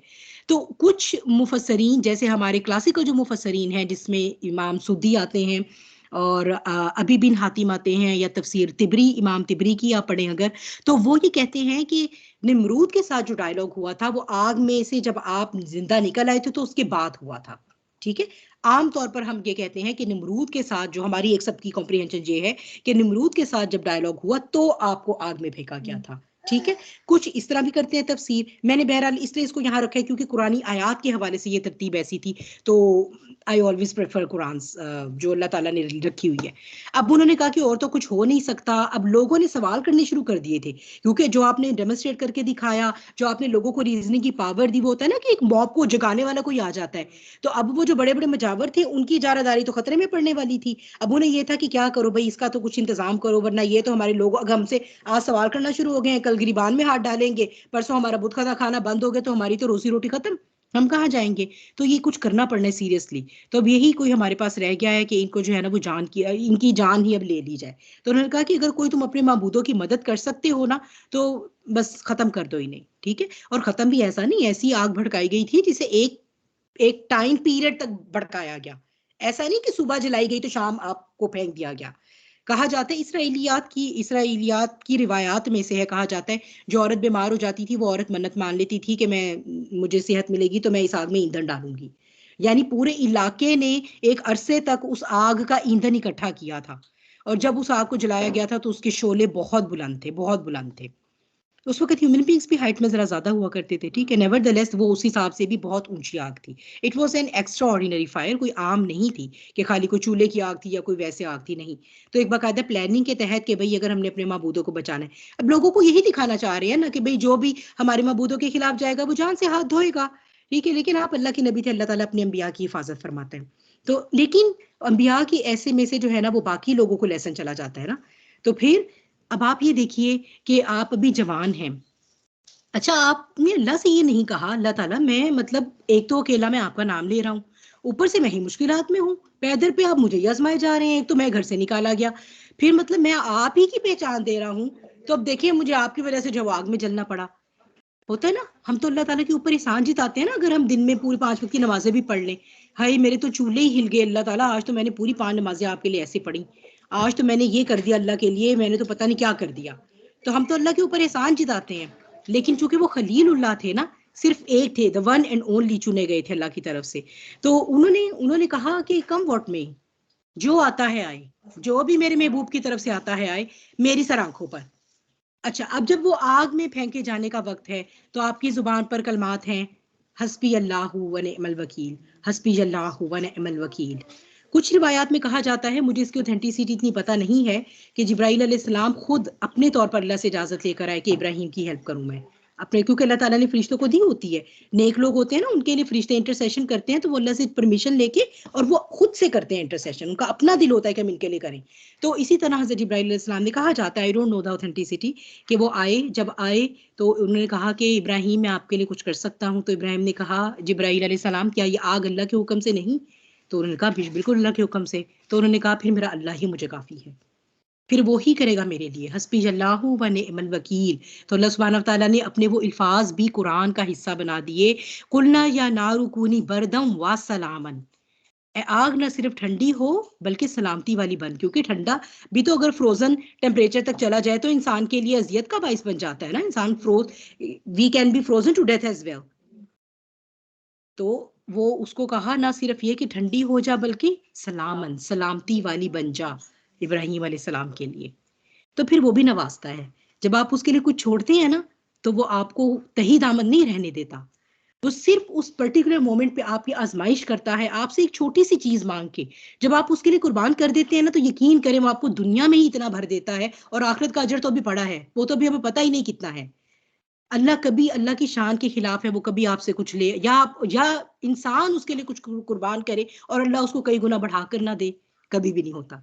तो बस देखें, फिर खलीलुल्लाह के लिए आग ठंडी हुई ना, तो फिर वो उसमें से जब निकल आए, तो अब जो है वो उन्होंने कहा कि इनका जो है वो क्या किया जाए, अब वक्त के बादशाह के सामने पेश करो ना, जो है वो इनकी जान पर हमारा बस चलता है ना, इनके साथ कोई रीजन काम आती है ना, हम इनको किसी मनाजरे में चित कर सकते हैं। अब लोग हम सवाल उठा रहे हैं, कौम जाग रही है, चलो इनको लेकर चलो। और से जो है वो बाबुल की तरफ उनको लाया गया, जो इराक का दारुल हुकूमत था, जहाँ पर निमरूद था उस वक्त, और उनको कहा गया कि देखें भाई, ये हमारे खुदा नमरूद, ये जो है ना वो कहते हैं कि इनका तो कोई और ही खुदा है, और ये हमने तो इनको हर लेवल पर जो है वो डील करके देख लिया है, तो ये आप ही इनके साथ निपटे। वो कहते हैं अच्छा, तो फिर उसने भी बड़ी अपनी तरफ से जो डिबेट शुरू की कि अच्छा ऐसी बात है, चलो भी डिबेट करते हैं, कौन सा इब्राहिम का खुदा आ गया ऐसा जो हम नहीं हैंडल कर सकते। अब डिबेट में हजरत इब्राहिम अलैहिस्सलाम जो है वो, उनके तो फिर कोई सानी नहीं था, अल्लाह ने उनको जबरदस्त पावर्स दी हुई थी। अब वो झगड़ा कर रहे हैं, तो इब्राहिम अलैहिस्सलाम दलील देते हैं, मेरा रब तो वो है जो जिंदा करता है और मारता है। अब उसने ये समझा कि शायद इसका मतलब है कि भाई जिंदा रहने का इख्तियार देना है किसी को, वो कोई बच्चा तो नहीं बना सकता था माँ के पेट के अंदर, निमरूद। अब इब्राहिम अलैहिस्सलाम तो ये कह रहे थे, उस वक्त अल्ट्रासाउंड तो नहीं हुआ करते थे, now we can relate to that कि बच्चा कैसे बन रहा होता है, या वो हमें एकदम हमारा दिमाग ग्रैस्प कर लेता है, लेकिन उस वक्त लोगों को इस तरह की आगाही तो नहीं थी ना। तो वो इब्राहिम अलैहिस्सलाम का कहने का मतलब था, मेरा रब तो वो है जो माओ के पेट में बच्चों को मतलब बनाता है, फिर उन्हें एक पूरा जिंदा इंसान बनाकर निकालता है, उन्हें जिंदगी देता है, सस्टेन करता है, और जब मौत का वक्त आता है तो उनको खत्म कर देता है। तो उसने जो है वो दो कैदी जो थे उसके पास, उन्हें कहा, हुक्म दिया, अच्छा ऐसी बात है, लाओ, एक को जिंदगी दे दी, दूसरे को उस वक्त हुक्म दिया, उसकी गर्दन उड़ा दी गई, तो कहा देखो मैं भी जिंदगी देता और मौत देता हूँ। अब हज़रत इब्राहिम अलैहिस्सलाम ने कहा कि उनको पता लग गया कि इसका जो आईक्यू है ना दूसरे तरीके से आना पड़ेगा, तो उन्होंने कहा कि ठीक है, तुम भी रब हो, वाकई देखो तुमने जिंदगी दी और मौत दी है, वाकई भी बड़ा तुम्हारा इख्तियार है। ऐसा है कि जो मेरा रब है ना, वो तो मशरिक से निकालता है सूरज, तुम ऐसे करो, तुम भी रब हो तो तुम्हारा भी इख्तियार होगा इक्वली, तुम मुझे एक दफा ना मेरी तसल्ली के लिए मगरिब से निकाल के दिखा दो, तो मैं तुम्हें रब मान जाऊं फिर। तो फिर क्या था, अल्लाह ताला कुरान में कहते हैं, फबूही तल्लज़ी कफर, चुनाचे वो हक्का बक्का रह गया जिसने कुफर किया। तो जाहिर सी बात है, तो रीजनिंग होता है, यानी एक से दूसरी रीजनिंग में चित कर देते थे। और अल्लाह उन लोगों को हिदायत नहीं देता जो जुल्म करने वाले हैं। जुल्म करने वाले कौन लोग होते हैं? जिनको हिदायत खोल खोल के दिखा दी गई, बता दी गई, रीजनिंग से साबित कर दी गई, दलाइल आ गए, लेकिन they chose not to follow the path of हक, तो वो लोग जालिम हैं। तो ये था उस शिर्क के खिलाफ जो आपकी सारी जिद्दोजहद रही। बहरहाल आपको फिर यही हल निकाला गया कि बजाय इसके कि भाई अब जहाँ तो इनके हम ले नहीं सकते, सबको पता चल गया था ये वाकई अल्लाह के नबी हैं, लेकिन वो अपनी हठधर्मी की वजह से उन पर ईमान ना लाए। सिर्फ हजरत सारा थी जो आपके साथ, और हजरत लूत अलैहिस्सलाम जो आपके भतीजे थे, ये 3 लोग थे जो ईमान लाए, और फिर ये इराक की सरजमीन से निकाले गए। उन्होंने कहा इससे बेहतर है कि यहाँ मजीद फसाद करें, हमको खत्म ही नहीं कर सकते, तो ये निकालें, इनको देश ने निकाला दिया। आप जो है वो मिस्र के रास्ते होते हुए फिर फलस्तीन गए थे, तो असल में फलस्तीन से जो है वो आपकी जो बनी इसराइल की नस्ल थी वो चलनी थी, लिहाजा वहां पर जो है वो अल्लाह सुब्हानहू व तआला आपको रास्ते में, जब आप मिस्र से होते गए हैं, ये सारा जो वाक्य है मैंने यहाँ पर उसके डाली नहीं है आपके लिए, ये सही बुखारी की हदीस है। मैं हदीस नंबर बल्कि आप लोगों को बता देती हूँ, 3364, और एक दो और भी हैं, ये उनमें ये सारे वाक़यात जो हैं उनकी तफसीलात जो है वो बयान हुई हुई हैं। अगर कोई एज अ रेफरेंस इसको बाद में देखना चाहे तो देख सकता है। तो आप जो है वो जब वहाँ से निकले, मिस्र गए, तो मिस्र के बादशाह ने बुरी नज़र रखी हज़रत सारा पर, और वो सारा जो वाक़या हुआ, आपने हज़रत सारा को कहा कि उसे ये ना बताना कि तुम मेरी बीवी हो, बल्कि ये बताना कि मेरी बहन हो। प्रोबेबली कुछ होता होगा, कोई नॉर्म होगा कि शायद बहन कहने से कोई बचत हो जाए, लेकिन बहरहाल बादशाह की ये रिवायत होती थी, जो औरत खूबसूरत लगती थी वो जिसकी जो मर्जी होती थी वो उसे अपने हरम में ले जाता था। तो हज़रत सारा की तरफ जब उसने बुरा इरादा किया, तो वो हज़रत सारा ने अल्लाह ताला से दुआ की और उसका हाथ शल हो गया। तो उसने कहा कि मैं जान गया हूँ कि आप हक वाली औरत हैं और आप वाकई कोई एक्स्ट्रा ऑर्डिनरी औरत है, तो मेरे लिए दुआ करें, मैं दोबारा ऐसा नहीं करूंगा। तो आपने दुआ की तो उसका हाथ ठीक हो गया। बहरहाल उसने फिर इरादा किया, फिर वही साइकिल रिपीट हुआ। थर्ड टाइम उसने जो है वो वाकई तौबा की और उसने कहा कि मेरी जो बेटी है हाजर, बेसिकली हम हाजरा कहते हैं, उनका नाम हाजर अलैहिस्सलाम है, मैं उन्हें आपकी कनीज बनाना पसंद करूंगा, बनिस्बत इसके कि वो इस मुल्क की शहजादी बने और किसी काफिर के साथ शादी करके। लेकिन मैं जान गया हूं कि आप और आपके जो शौहर हैं वो अल्लाह ताला की तरफ से भेजे गए एक्स्ट्रा ऑर्डिनरी इंसान है, तो मैं चाहता हूं कि वो आपकी कनीज बने। तो हजरत सारा और हजरत इब्राहीम अलैहिस्सलाम के उस वक्त तक औलाद नहीं थी, तो जब वो आई हैं हजरत हाजर के साथ, उन्होंने सारा माजरा हजरत इब्राहीम अलैहिस्सलाम को बयान फरमाया, तो उन्होंने खुद हजरत इब्राहीम अलैहिस्सलाम को भी ये सजेशन दी कि ये एक नेक तीनत औरत हैं, तो बजाय इसके कि ये बांदी हो, आप क्यों ना इनसे निकाह कर लें। तो आप जो है वो फिर उनकी दूसरी बीवी बनी। तो ये जो यहूदियों की तरफ से कहा गया है कि आप बांदी थी, बेसिकली आप मिस्र की शहजादी थी, ठीक है। तो जो है वो हजरत हाजर भी जो है वो कोई ऐसी आम औरत नहीं थी, नसब में मिस्र की शहजादी थी।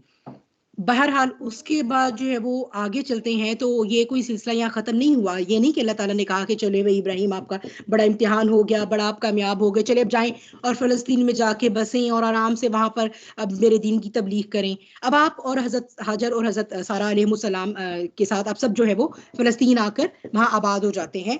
अब जो है वहाँ पर आप जाहिर सी बात है बुढ़ापे में आ गए हैं, ख्वाहिश तो है ना कि मेरी नस्ल चले, और ख्वाहिश ये नहीं है कि मतलब वो मेरा नाम ले या इस तरह, ख्वाहिश ये है कि अल्लाह ताला समहाउ ये मेरी जो नस्ल है ना उसे हिदायत का जो है ना वो सिलसिला चला दे। तो रब्बी हबली मिनस सॉलिहीन की दुआ आप फरमाते हैं, ये सूरह सफ़ात में है। अल्लाह ताला से दुआ फरमाते हैं तो अल्लाह सुब्हानहू व तआला हज़रत इस्माईल अलैहिस्सलाम की खुशखबरी देते हैं, और हज़रत इस्माईल अलैहिस्सलाम हज़रत हाजर से जो है वो अता किए जाते हैं। बुढ़ापे की औलाद है, अकलौती औलाद है, अभी और कोई औलाद नहीं है। और फिर ऐसा नहीं कि यहाँ ही टेस्ट खत्म हो गया हो, अभी वो दूध पीती औलाद है। दूध पीता कितना होता है, 2 साल से तो छोटा ही है ना, क्या बच्चा होता है 2 साल का भी बच्चा। हमारा तो कलेजा ना हो कि हम अपने हम माए तो बड़े बेटों की शादियां करते हैं, हमारा बस चलता है बहू को भी अपने ही काबू में कर लें और बेटे को भी, मतलब हमें तो इतनी सेपरेशन एंजाइटी है। तो कहाँ एक दूध पीता बच्चा जो टोटली जो है वो अपने माँ बाप पे डिपेंडेंट है। अब फिर इम्तिहान आया है, ठीक है, क्योंकि अल्लाह सुब्हानहू व तआला के प्लान्स बहुत ग्रेटर प्लान्स हैं। अल्लाह ताला इब्राहिम अलैहिस्सलाम से सिर्फ ये, अगर हम ज़ाहिरी तौर पे देखें तो ऐसा लगता है पता नहीं क्या जुल्म हो रहा है भई, अब औलाद दे दी, चलो अब तो वो बेचारे अच्छे से रह लेते, अपने बीवी बच्चों में खुश रहते, अल्लाह अल्लाह करते, दीन पहुंचाते। नहीं, दीन हनीफ की बुनियाद रखी जा रही थी। ये मैं आपको बता रही हूँ कि जब बुनियादें रखनी होती, सबसे मुश्किल काम क्या होता है, किसी इमारत की बुनियाद रखना। दीन हनीफ की इमारत की बुनियाद ऐसे नहीं रखी गई। इब्राहीम अलैहिस्सलाम ने पूरी जिंदगी कुर्बानी दी है, हर शय पे कुर्बानी दी है और हंसी खुशी कुर्बानी दी है। तो जब ये कुर्बानी मांगी गई कि अब जो है वो अपने अपने बीवी और बच्चे को जाकर वहां छोड़ के आओ, कहाँ छोड़ के आओ, पता नहीं कितने हजार मील दूर है, शाम और अरब जजीरतुल अरब जो है आपस में कितने हजार मील दूर है, मुझे खैर एग्जैक्ट तो नहीं पता, बहरा बहुत दूर है। और उस वक्त कहाँ ऊंटों पे सफर हुआ करता था। और फिर ये कि उस वक्त तो वो आबाद भी नहीं था मक्का, आज जैसा मक्का हो तो चलो कोई छोड़ ही जाए कि चलो और कुछ नहीं तो हरम में ही खाना मिलता रहेगा भाई 3 टाइम का। आज के मक्का में तो आप जाएं अगर, कोई भूखा नहीं सोता, फुटपाथ पे बैठे इंसान को भी खाना, बल्कि देकर जाते हैं कि जो फुटपाथ वाले इनको खास तौर पे खाना दिया जाए। उस वक्त का मक्का था, न परिंदा होता था, ना कोई दरिंदा, ना कोई और जानवर, तो इंसान ने क्या होना था, जब पानी ना हो, पानी जिंदगी है ना, पानी ही ना हो तो आबादी क्या होनी है और बाकी की जिंदगी क्या होगी। वहां जाकर छोड़ा, बाकायदा आपको दिखाई गई वो जगह नक्शे में कि वहां जाकर छोड़ के आना है। वहां छोड़ा है, खजूरों का जो उनके पास लिफाफा था वो, और जो एक पानी की छागल थी वो दी, और मुंह मोड़ा और चल दिए। तो हाजिर कहती हैं पीछे आकर कि इब्राहिम ये बता दें हमें किसके सहारे छोड़ के जा रहे हैं। सोचिए क्या गुजरती होगी कलेजे पे, क्या गुजरती होगी। सच्ची बात है, मैं तो अगर सोचूं, मैं तो अपने छोटे बच्चे को अपनी किसी अपनी माँ के पास भी छोड़ते जाते बाप में फोन करूं बार बार, अम्मी दूध पी लिया, अम्मी कैसा था, अम्मी रो तो नहीं रहा था। माँ के पास जो उसकी नानी है, या दादी के पास भी जो उनका अपना खून है, कि कैसे नहीं रखेगी, कितने प्यार से रखेगी, फिर भी कितनी इनसिक्योर होती है माँ। और बाप ये लाइक कैसी औलाद थी, जिसको रब्बी हबली मिनस सौलिहीन, सौले औलाद कह के मांगा, और कहा छोड़ो इब्राहिम वहां, और सवाल भी नहीं करना, कोई कुछ बताना भी नहीं, कुछ कहना भी नहीं। तो हाजिर का ईमान देखिए, कहती हैं किसके सहारे छोड़ के जा रहे इब्राहिम, कहते हैं अपने रब के सहारे। तो कहती हैं फिर हमारा रब हमें रुसवा नहीं करेगा। ये यकीन कामिल हो सकता है। हमारी अयाशी में कमी आ जाती है तो हम शौहरों के साथ लड़ाइयां करते हैं। उनको वहां खाना पीना नहीं था, लिटरली नहीं था, रेत थी, रेत, सिर्फ गर्म रेत, कोई शेड नहीं था, कोई पानी नहीं था, कोई खजूर का दरख्त नहीं था। अब तो खजूर कितनी उगती है वहां, उधर का फल है खजूर, खजूर नहीं थी। तो सोचिए कि क्या कुर्बानी दी होगी इब्राहिम अलैहिस्सलाम ने, कैसे अपनी इतनी जान से प्यारी औलाद को, जो सौले औलाद थी, उसको छोड़कर आए होंगे, और कोई सवाल जवाब नहीं किया, कोई बात नहीं पूछी, क्योंकि अल्लाह का हुक्म था। और कैसे फिर अल्लाह ताला ने, वो आप सब आगे जानते हैं कि कैसे फिर वहां से जो है वो जमजम, आमतौर पे हम समझते हैं हज़रत इस्माइल अलैहिस्सलाम के पाँव मारने से जारी हुआ था। बेसिकली जमजम जो है वो फरिश्ता आया था, गालिबन हज़रत जिब्राइल अलैहिस्सलाम ही थे या कोई और फरिश्ता था। उन्होंने आकर, एक हदीस में है, अपना पर मारा था, एक हदीस में अपना पाँव रखा था।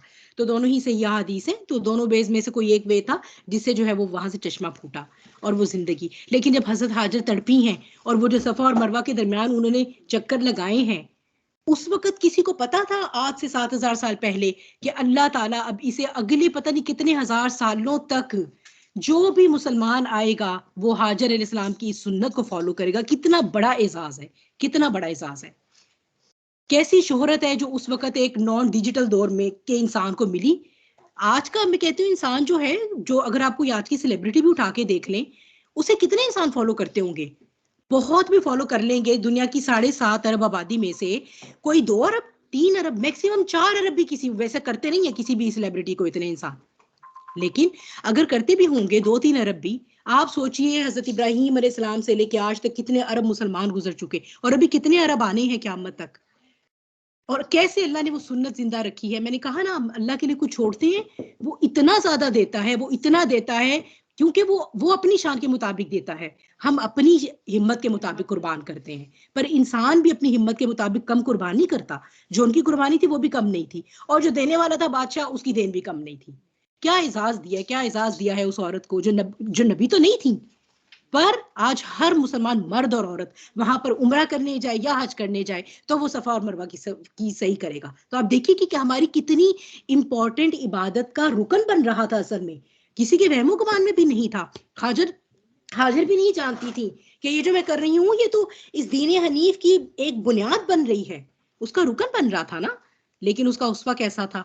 तो ये जिद्दोजहद इब्राहिमी फिर यहाँ खत्म नहीं होती भाई, फिर जो है वो उसके बाद जब हम देखते हैं कि अब वो जो है वो बड़े हो गए हजरत इस्माइल अलैहिस्सलाम, अच्छा, और फिर साथ में ही रहना नसीब हुआ। आप उन्हें छोड़कर आप फलस्तीन ही में रहे, और वहां से आप जैसे मुस्लिम मुल्कों में जाते रहे जहां भी अल्लाह ताला का हुक्म होता था, लेकिन साथ में ही रहे। उस औलाद को इंजॉय नहीं किया उन्होंने। हम तो कैसे आंखों के सामने पल पल की तस्वीरें बनाते हैं, आज पहला कदम उठाया तो उसकी वीडियो बन रही है, आज इसकी वीनिंग हुई है उसकी वीडियो बन रही है। और उन्होंने कोई लम्हा नहीं इंजॉय किया उस औलाद का जो इतनी मोहब्बत की मांगी औलाद थी। क्यों? क्योंकि इब्राहिम अलैहिस्सलाम ने यह साबित किया था कि अल्लाह तेरी मोहब्बत से ऊपर किसी की नहीं, तेरी मोहब्बत से ऊपर किसी की नहीं।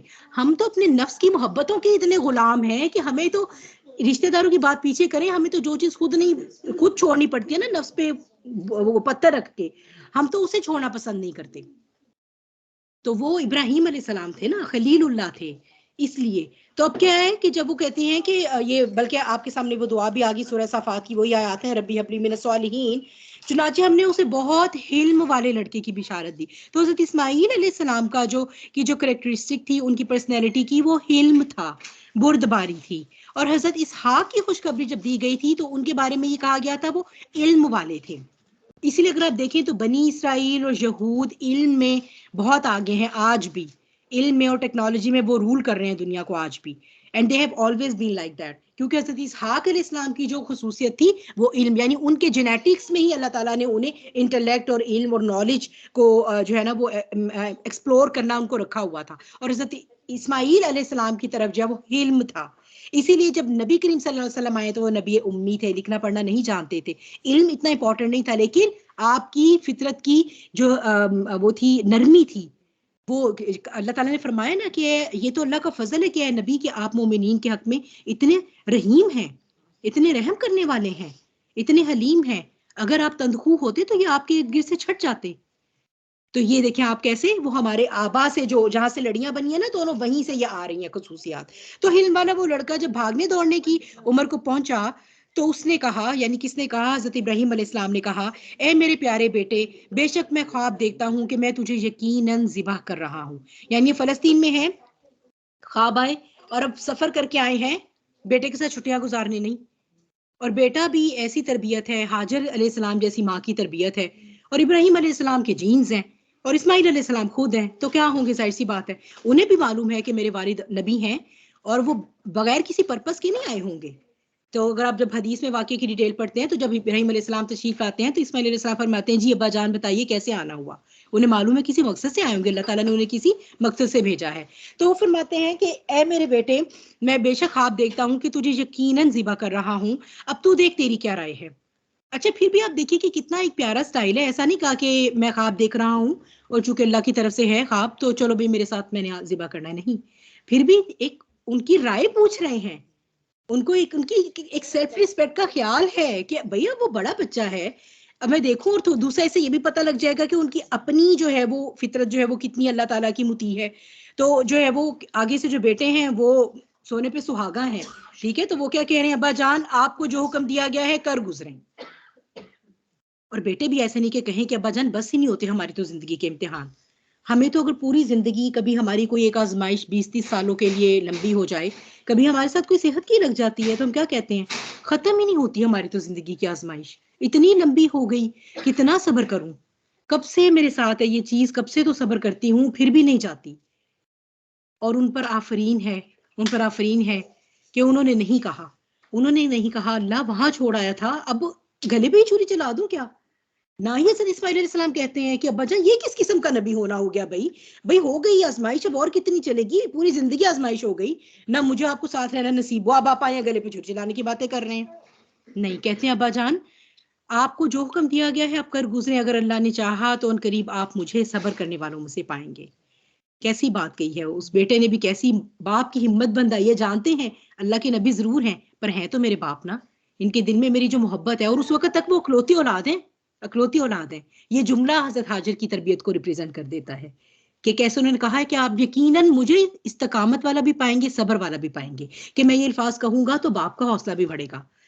क्योंकि बहुत कोई छोटी बात तो नहीं हो रही, कोई छोटी बात तो नहीं हो रही। हमें तो, हम कोई कुर्बानी का जानवर ही ले आए, एक महीना अगर रख लें साथ तो दिल दुखता है ना, तकलीफ होती है ना जिस दिन उसको कुर्बान करते हैं। वो तो अपनी औलाद थी, अपनी औलाद थी। तो फिर उसके बाद आपको मालूम ही है सारा किस्सा। तो डॉक्टर इसरार ना बड़ी प्यारी बात करते हैं कि इब्राहिम अलैहिस्सलाम एक ऐसे इंसान थे जिनकी आजमाइश करते हुए मुमतहिन को हाथ रोकने पड़े। अल्लाह ने कहा बस कर दे इब्राहिम, बस अब नहीं। मेंढा भेजा गया जन्नत से, कहा जाता है 40 साल वो मेंढा जन्नत में चढ़ता रहा और वो मेंढा भेजा गया। बहरहाल वो तो उसकी जो भी तफसीलात हो, the most important thing is कि इससे भी एक और बड़ा ही इंपॉर्टेंट रिचुअल हमारे दीन का रखा जा रहा था। क्योंकि उससे पहले के ज़मानों में जो है ना, कुर्बानी के बारे में ये होता था कि जिसको खुदा माना जाता था उसके सामने इंसानों की कुर्बानी की जाती थी, अपना कोई प्यारा ज़िबा किया जाता था, खासतौर पर अपनी औलादें ज़िबा की जाती थी। और ये जो है वो रस्म होती। तो अल्लाह ताला ने ये बता दिया कि दीन हनीफ में जो है वो अब जानवर को कुर्बान किया जाएगा। अपना आप या औलाद कुर्बान करनी है ना तो अल्लाह के दीन के कयाम के लिए कुर्बान करो। गले पे छुरी चलाने से जो है वो कोई नहीं, क्योंकि जाहिर सी बात है गले पे आपने छुरी चलाई, वो कर भी दिया तो उससे क्या हासिल। अब मैदान जहाद में जाना पड़ेगा, अब वहां जान देनी पड़ेगी। अब लेकर चलो औलादों को, खुद को भी मैदान जहाद में, अब कल मैं हक कहना पड़ेगा तो तशद्दुद का सामना करना पड़ेगा। अब इस तरह से जो है वो कुर्बानी हुआ करेगी। तो ये भी एक रिचुअल जो है हमारे दीन की बुनियाद बन रही थी। देख रहे हैं आप कैसे दीन हनीफ की इमारत की बुनियाद बन रही है। जैसे आप गुजरते हैं कभी किसी कंस्ट्रक्शन साइट से, तो आप देखते हैं कि एक दिन खुदाई हुई है बुनियादों की बहुत गहराई तक, अगले दिन आप देखते हैं कि इसमें सीमेंट डाला गया, सरिया डाल दिया गया, बड़ी पक्की पक्की लग रही हैं। फिर आप गुजरते हैं तो दीवारें बननी शुरू हो जाती हैं और कुछ अरसे में वो इमारत बननी शुरू हो जाती है। इसकी इमारत हमारे बाप इब्राहिम अलैहिस्सलाम उसकी जो इतनी मजबूत बुनियाद डालकर गए कि आप देखें कि आगे हजारों साल तक वो उसी तरह कायम रहेगी। अब वो बुनियाद हिलेगी नहीं।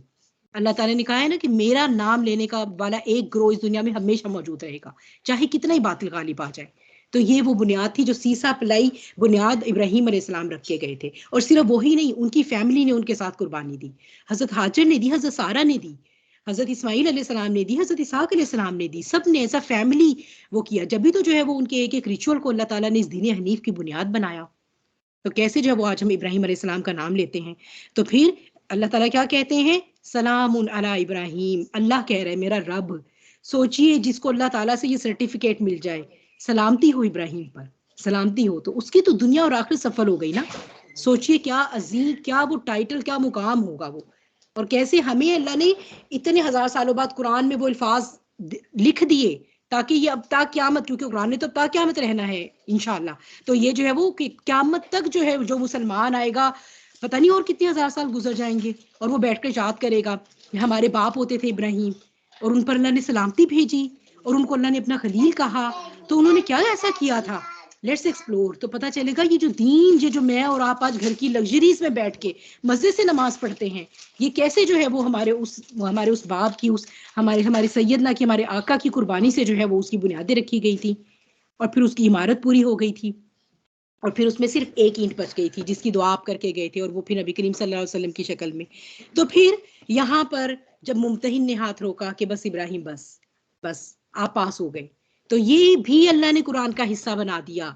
आपने डिस्टिंक्शन से जो ये इम्तिहान पास किया जिंदगी में अल्लाह ताला की मोहब्बत का, उसको भी अल्लाह सुब्हानहू व तआला ने कुरान का हिस्सा बनाया। बाउदु बिल्लाह व इदिब्तला इब्राहिम रब्बुहु बिकलिमातिन फअतम्माहुन्ना, और जब इब्राहिम को उसके रब ने चंद कलमात के साथ आजमाया तो उसने उन्हें पूरा किया। कलमात क्या थे? यही जो अल्लाह ताला ने उन्हें ऑर्डर्स दिए थे ना, जो अल्लाह ताला वही भेजते थे उनकी तरफ, जो उन्हें हुक्म आता था कि अब उधर छोड़ आए, अब वैसे कुर्बानी कर दें, अब गले पे छुरी फेर दें। तो ये सब जो है ये क्या था? ये अल्लाह के चंद कलमात थे। और अल्लाह की शान देखिए कि अल्लाह ताला इतना विगोरसली अपने बंदे को आजमाने के बाद कैसे बेनियाजी से कहते हैं, चंद कलमात थे जिनसे मैंने आजमाया। ये है अल्लाह ताला का कहने का मतलब, मेरे लिए तो कुछ भी कुर्बान कर दो काफी नहीं है।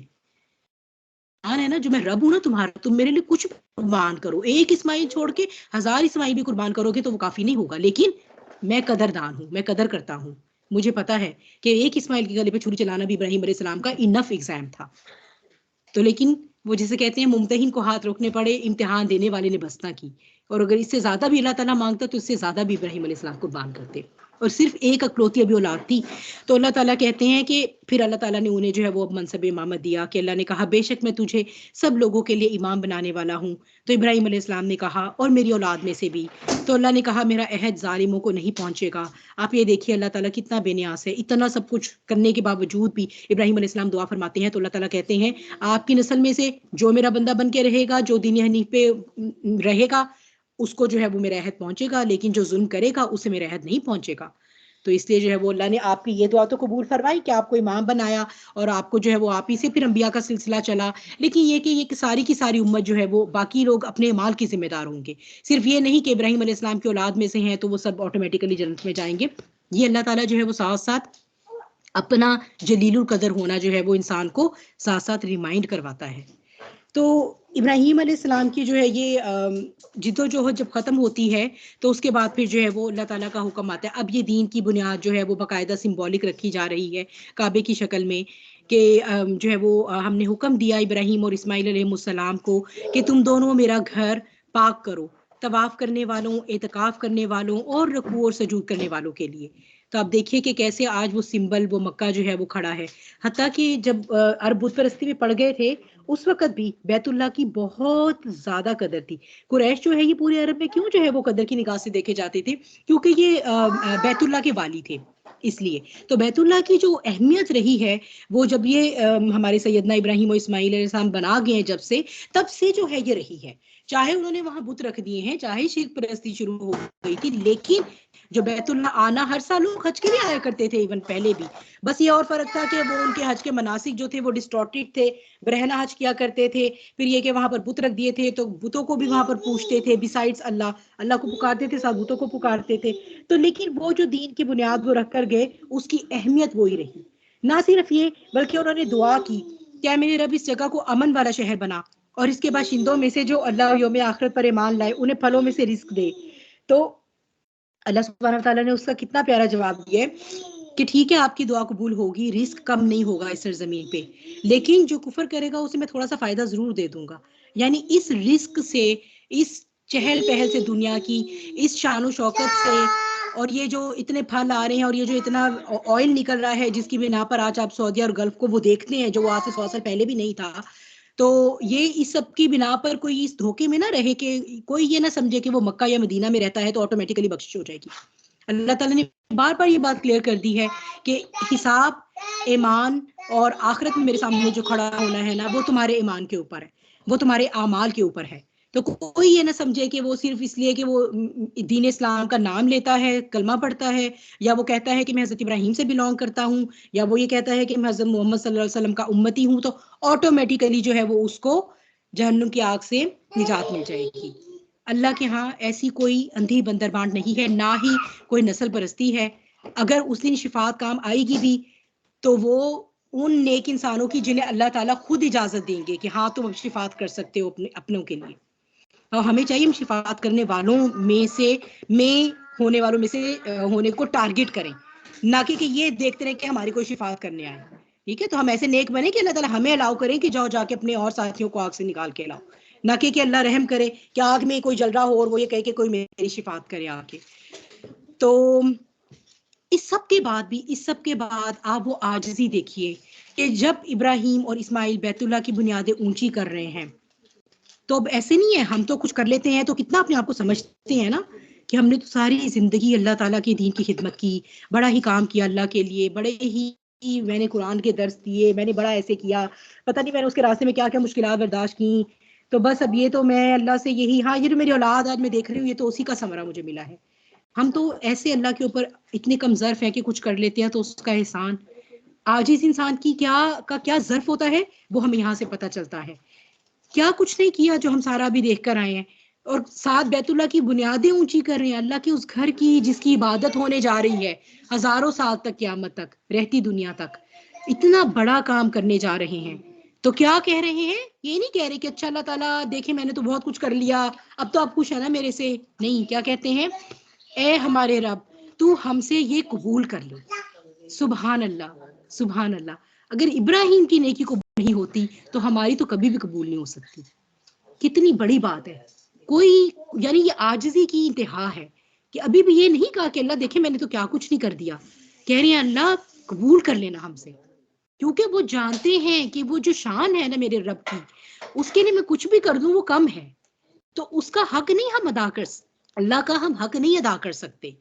जन्नत में कोई इंसान भी अपने माल की बिना पर नहीं पहुंच सकता जब तक के, दिल में आ गया कि मैंने ये बड़ी नेकी कर ली, सब और ना भी तकब्बुर हो तब भी, क्योंकि अल्लाह जो जो कुछ उसने जैसे उसने असल में हमें पैदा फरमाया ना आसान तकवीम के जो रूल के तहत, वो ऐसा मास्टरपीस बनाया है उसने हमें कि हम अगर सारी जिंदगी भी सजदे में रहें, शुक्रगुजार भी रहें, आजिज भी रहें, तब भी हम उसका हक नहीं अदा कर सकते। ये हमारी कैपेसिटी से बियॉन्ड है। इसलिए वो हमसे ये नहीं कहता कि मेरे शान शान मेरी इबादत करो, वो कहते तुम्हें जो कैपेसिटी दिया उसके मुताबिक मेरी इबादत करो। अपनी फुल कैपेसिटी में कर लोगे तो तुम पास हो जाओगे, उसके शान शान हो ही नहीं सकता। आपको मालूम है कि फरिश्ते, अल्लाह ताला ने एक फरिश्तों का ग्रोह है जो ऐसा बनाया हुआ है जिन्हें सिर्फ और सिर्फ अल्लाह ताला के सामने सजदा रेज रहने का काम है, सौंपा गया है। और वो जब से ये कायनात बनाएगी, जब से वो बनाए गए हैं, तब से लेकर जब तक सूर फूंका जाएगा तब तक वो अल्लाह के सामने सजदे में हैं। अब पता नहीं कितने बिलियन ईयर्स हैं जो कि अभी तो सिर्फ हम कैलकुलेट कर पाए, और we don't know the calculation of time before that and after that. तो वो सिर्फ उनका ये काम है। और जब वो सजदे से सर उठाएंगे, जब उन्हें दोबारा सूर के बाद जिंदगी दी जाएगी, सबकी रूह पहले सूर पर कब्ज कर ली जाएगी जो भी जिंदा रह गए, और जब उन्हें दी जाएगी तो वो सजदे से सर उठाकर ये कहेंगे कि ऐ अल्लाह, अगर हमें इतनी ही जिंदगी और दे दी जाती तो भी हम तेरी बंदगी का हक नहीं अदा कर सकते। और वो सिर्फ और सिर्फ सजदे में है अल्लाह के आगे, सिर्फ और सिर्फ बंदगी का एक रुकन कर रहे हैं, क़याम नहीं कर रहे, रुकू नहीं कर रहे, सिर्फ सजदे में है। तो हमारी फिर क्या मजाल है? हम तो 5 नमाजें पढ़ते हैं, वो भी एहसान करके, और उसके बाद ना शुक्री होती है जुबान पर। हमारी तो जुबान से ना शुक्री रुकती ही नहीं है। हम तो ज़कात दे भी थे तो हमारी हमारी तबीयत की, हमारी नफ्स की तरबियत ही नहीं है कि हम तो शुक्रगुजार इंसान ही नहीं है। तो हम जब कॉम्प्रीहेंड ही नहीं करते उसकी नेमतों को, काउंट ही नहीं कर सकते, तो कैसे उसका हक अदा होगा? हक तो नहीं अदा हो सकता। अलबत्ता वो ये कहते हैं ट्राई योर बेस्ट। अगर तुम अपनी लिमिट्स में ट्राई कर लोगे, बेस्ट अपना परफॉर्म कर लोगे, जैसे हज़रत इब्राहीम अलैहिस्सलाम ने किया, वो वही बेस्ट कर सकते थे। It wasn't enough. अगर आप अल्लाह ताला को रखेंगे सामने, अल्लाह के लिए नथिंग कैन बी, कोई ह्यूमन एफर्ट अल्लाह के लिए इनफ नहीं हो सकती, कभी भी नहीं।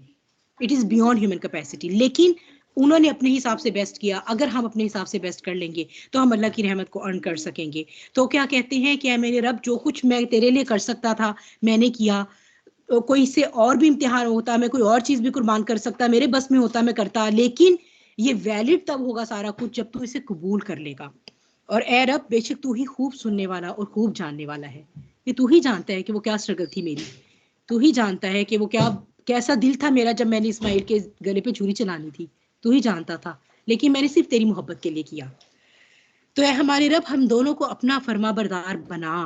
अभी भी ये दुआ करते हैं कि हम दोनों को अपना फर्मा बरदार बना, मुस्लिमीन में से, और हमारी औलाद में से एक जमात को भी अपना फर्मा बरदार बना, और हमें हमारी इबादत के तरीके सिखा और हम पर तवज्जो फरमा।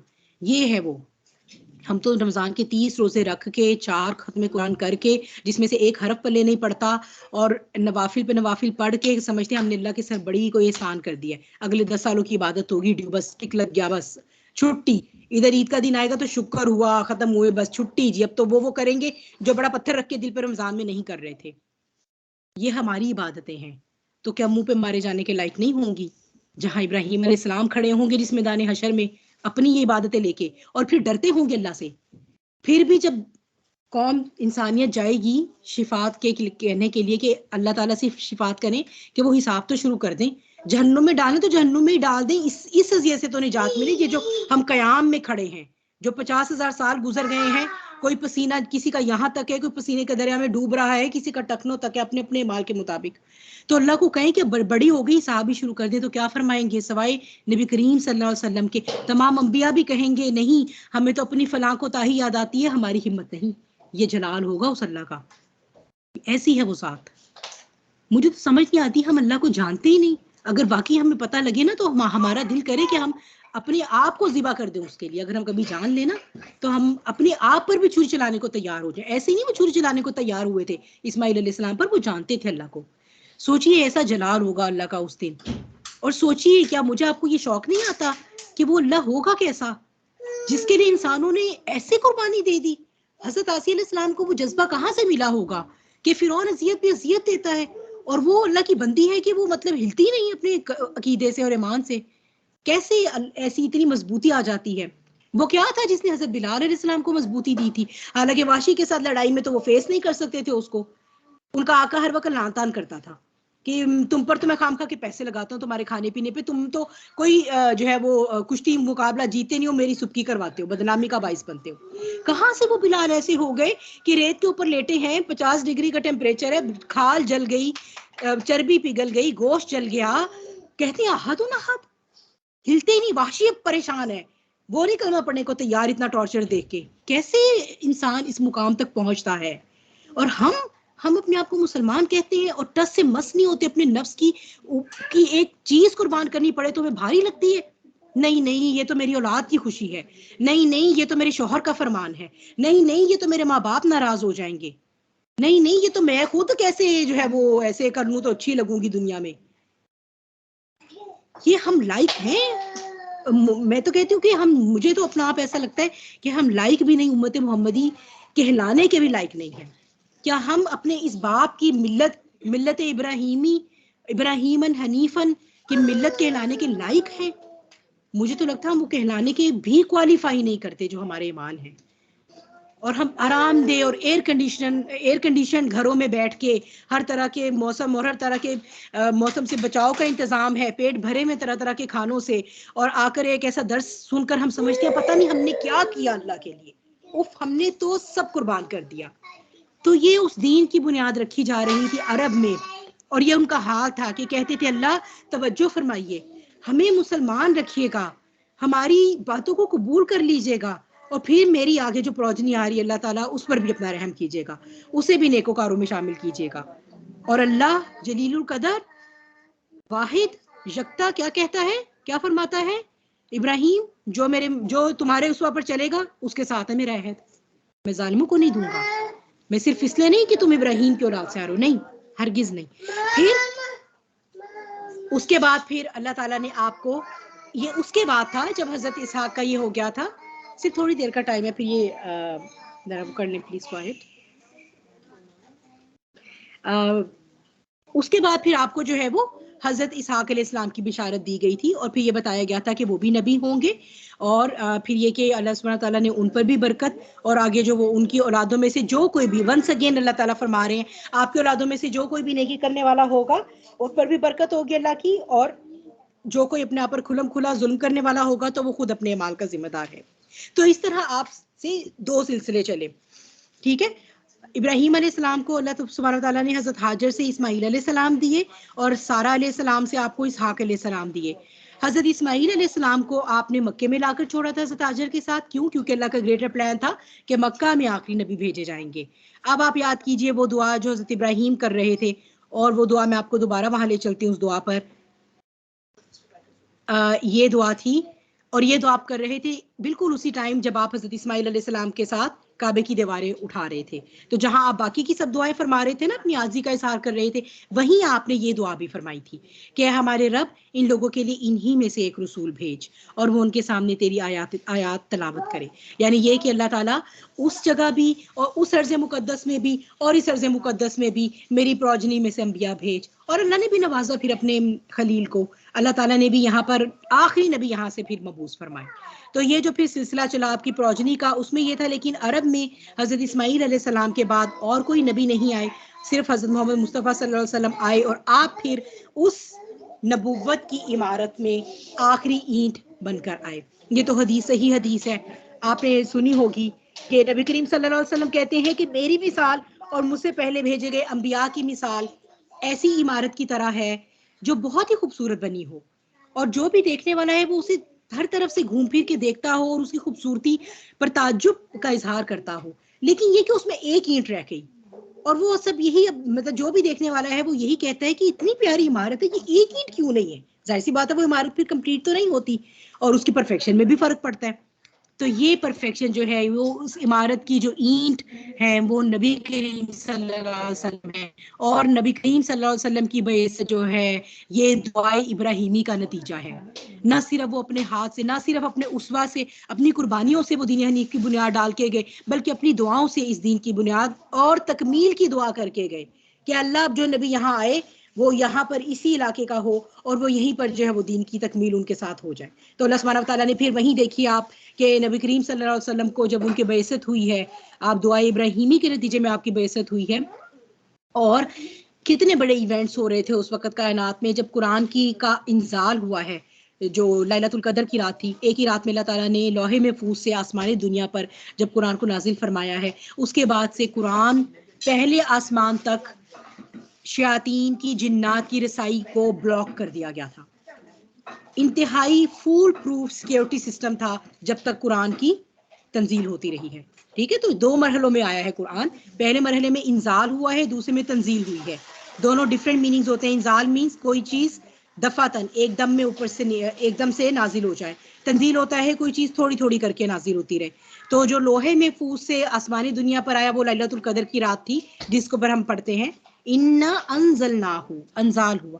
तो ये जो था वो उसके बाद से एक फूल प्रूफ, जब भी तो जिन्नात को पता चला था, क्योंकि इससे पहले उनकी आसमानी दुनिया तक रिसाई हुआ करती थी, वो चले जाते थे, कुछ ना कुछ सुनगुन ले लेते थे। तो इसी तरह वो जो ये जो सिफली इल्म करते हैं उन्होंने शयातीन अवामिल रखे होते थे, तो वो कुछ थोड़ी बहुत बात सुनाते थे वहां से, कुछ 10 अपने से झूठ घड़ के लोगों को बताते थे, और वो उसमें से जब कोई थोड़ी बहुत बात ठीक हो जाती थी तो लोग उन पर ईमान लाते थे। तो वो ब्लॉक कर दिया गया था अल्लाह ताला से। उसके अल्लाह ताला ने उसके बाद से जब ये आसमानी दुनिया पर कुरान आ गया, और उसके बाद जब नबी करीम सल्लल्लाहु अलैहि वसल्लम पर उसकी तंजील हुई है, तो ये सारे टाइम में जो है वो सितारे, अगर कोई वहां तक पहुंच भी जाता था तो सितारा टूटा हुआ जो हम देखते हैं दुमदार सितारे, ये फॉलो करता है उसको, अगर कोई कोई बात उचक भी ले। ये सारी सूरह जिन में है, मैं आपको ये कोई स्टोरी नहीं सुना रही, सूरह जिन की आयत है, आप वहां से इसको देख सकते हैं, तफसील में पढ़ सकते हैं, ठीक है। तो इतना इंतजाम अल्लाह ताला ने इस दीन को हम तक पहुंचाने का किया, कैसा फूल प्रूफ कुरान हम तक पहुंचा है। 1400 साल गुजर गए, अल्लाह का दिया चैलेंज। पहले अल्लाह ने फरमाया एक सूरत बना लो इसके जैसी, फिर कहा चलो 3 आयत या शायद गालिबन 10 आयत का चैलेंज था, फिर कहा चलो एक ही आयत बना लो, फिर कहा तुम सारे इंसान मिल लो, सबकी बलागत कंबाइन कर लो, सबकी फसाहत, सबकी मेंटेलिटी आईक्यू को प्लस कर लो, जिन्नात भी मिला लो अपने साथ। आज 1400 साल गुजर चुके हैं, इस चैलेंज को ना जिन काइन में से ना मैन काइन में से कोई भी कर सका है। बस वही इब्राहिम अलैहिस्सलाम के ज़माने के मुशरिकीन की तरह कोई वैसे रिजेक्ट करता रहे तो करता रहे कि हमने नहीं माननी तो नहीं माननी, लेकिन रीजनिंग की बेस पर कोई इस चैलेंज को भी आज तक नहीं कर सका। एक जेर ज़बर की इसके अंदर कभी कोई कमी बेशी नहीं हुई, रादर उसको जो किताबी शक्ल में लाना था सहाबा के ज़माने में, फिर एराब लगाए जाने थे, ये सारा काम इतना हिफाजत के साथ हुआ। और फिर आप ये देखिए कि जब ये सारा वही का सिलसिला मुकम्मल हुआ था इस साल, तो फिर जो है वो यौम अरफा वाले दिन जब आप खुतबा हज्जतुल विदा फरमाते हैं, तो उस दिन मेरे आका, उस दिन हमारा ये दिन कंप्लीट हो गया, उस दिन दुआ इब्राहिमी जो है वो तकमील को पहुंची। तो हमारे आका जो है वो क्या कह रहे हैं वहां पर मौजूद लोगों से, क्या मैंने तुम तक अल्लाह का पैगाम पहुंचा दिया? और 1.25 लाख का मजमा उस वक्त आपकी तस्दीक करता है, तो आपने 3 दफा जो है वो उनसे ये तस्दीक ली। तो उसके बाद आपने अल्लाह ताला से कहा, ए अल्लाह गवाह रहना, ए अल्लाह गवाह रहना, ए अल्लाह गवाह रहना। और अभी इसके अंदर मैंने आपको जिद्दोजहद मोहम्मदी सल्लल्लाहु अलैहि वसल्लम का पार्ट तो बताया नहीं है, ये तो सिर्फ आज जिद्दोजहद इब्राहीमी की बात हो रही है कि कैसे इस दीन की बुनियाद रखी गई थी। उन बुनियादों में कैसे हज़रत इब्राहीम अलैहिस्सलाम हमारे आका जो हैं उन्होंने और उनके ख़ानदान ने पूरा सब ने मिलकर जो है वो कुर्बानी दी थी, और कैसे उसको इतने 1000 साल पहले आप अल्लाह का प्लान देखिए। हमें एक ये सब जानने के बाद प्यार आता है ना हज़रत इब्राहीम अलैहिस्सलाम पर, कि कैसे उन्होंने हमारी खातिर और दुआ करके गए हैं वो हमारे लिए। ये हम डायरेक्टली इनडायरेक्टली उन्हीं नस्लों से आ रहे हैं, तो वो हमारे लिए भी तो दुआ करके गए ना कि मेरी मिल्लत में या अल्लाह जो है वो आप अपनी बरकत रखिएगा। तो कैसे वो हमारी फिक्र करके गए ता क़यामत। और फिर आप इससे पीछे जाइए कि आपने रब प्यार नहीं आता, उसने कैसे डिजाइन किया है ये सब कुछ, कैसे डिजाइन किया। अल्लाह ताला के लिए क्या मुश्किल था, एक किताब उतारता जमीन के ऊपर और कहता है पढ़ो इसको और फॉलो करो, ना किसी इंसान का आना होता, ना किसी नबी का आना होता। कोई मुश्किल होती अल्लाह किसी फरिश्ते को भेज देता, जाके एक्सप्लेन कर दो। लेकिन क्या ऐसे कायम होता वो दीन? और फिर इंसान कैसे आजमाया जाता, कैसे पता चलता कि कौन आसानु तकवीम रहा और कौन असफल साफिलीन बन गया? कैसे पता चलता कि कौन जो है वो इब्लीस बन गया और कौन जो है वो इब्राहिम बन गया? ये तो हमारी आजमाइश का सिलसिला है सारा का सारा, जिसमें ये है, हम इसमें कहाँ स्टैंड करते हैं, ये हमें सोचना होगा।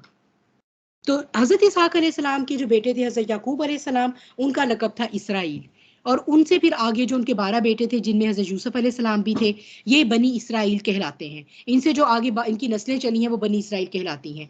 ये चेन चली है हजरत इसहाक से जो अंबिया की, ये फलस्तीन की तरफ चली है। मुल्क शाम कहलाता था उस वक़्त, जिसमें इराक आता है, फ़लस्तीन आता है, जॉर्डन का कुछ हिस्सा आता है, और टर्की का कुछ हिस्सा आता है। ये पूरा मुल्क शाम हुआ करता था उस वक़्त। तो वो सारा अंबिया का सिलसिला जो है, तकरीबन कहा जाता है, आप कह लें 2 से 4000 साल के लगभग जो है ये टाइम रहा है, जिसमें ये अंबिया की चेन रही है बनी इसराइल में। एक नबी जाता नहीं था तो अगला नबी आ जाता था, कभी-कभार 2 अंबिया भी होते थे, जैसे हज़रत मूसा के साथ हज़रत हारून अलैहिस्सलाम थे, हज़रत यूशा अलैहिस्सलाम भी थे, फिर हज़रत ईसा के साथ हज़रत ज़करिया भी थे, उनसे सब पहले जाजा थे उनके होते ही। तो ये एक चेन रही, लड़ी रही बनी इसराइल में अंबिया की, जिसने बनी इसराइल को बहुत एरोगेंट बना दिया था।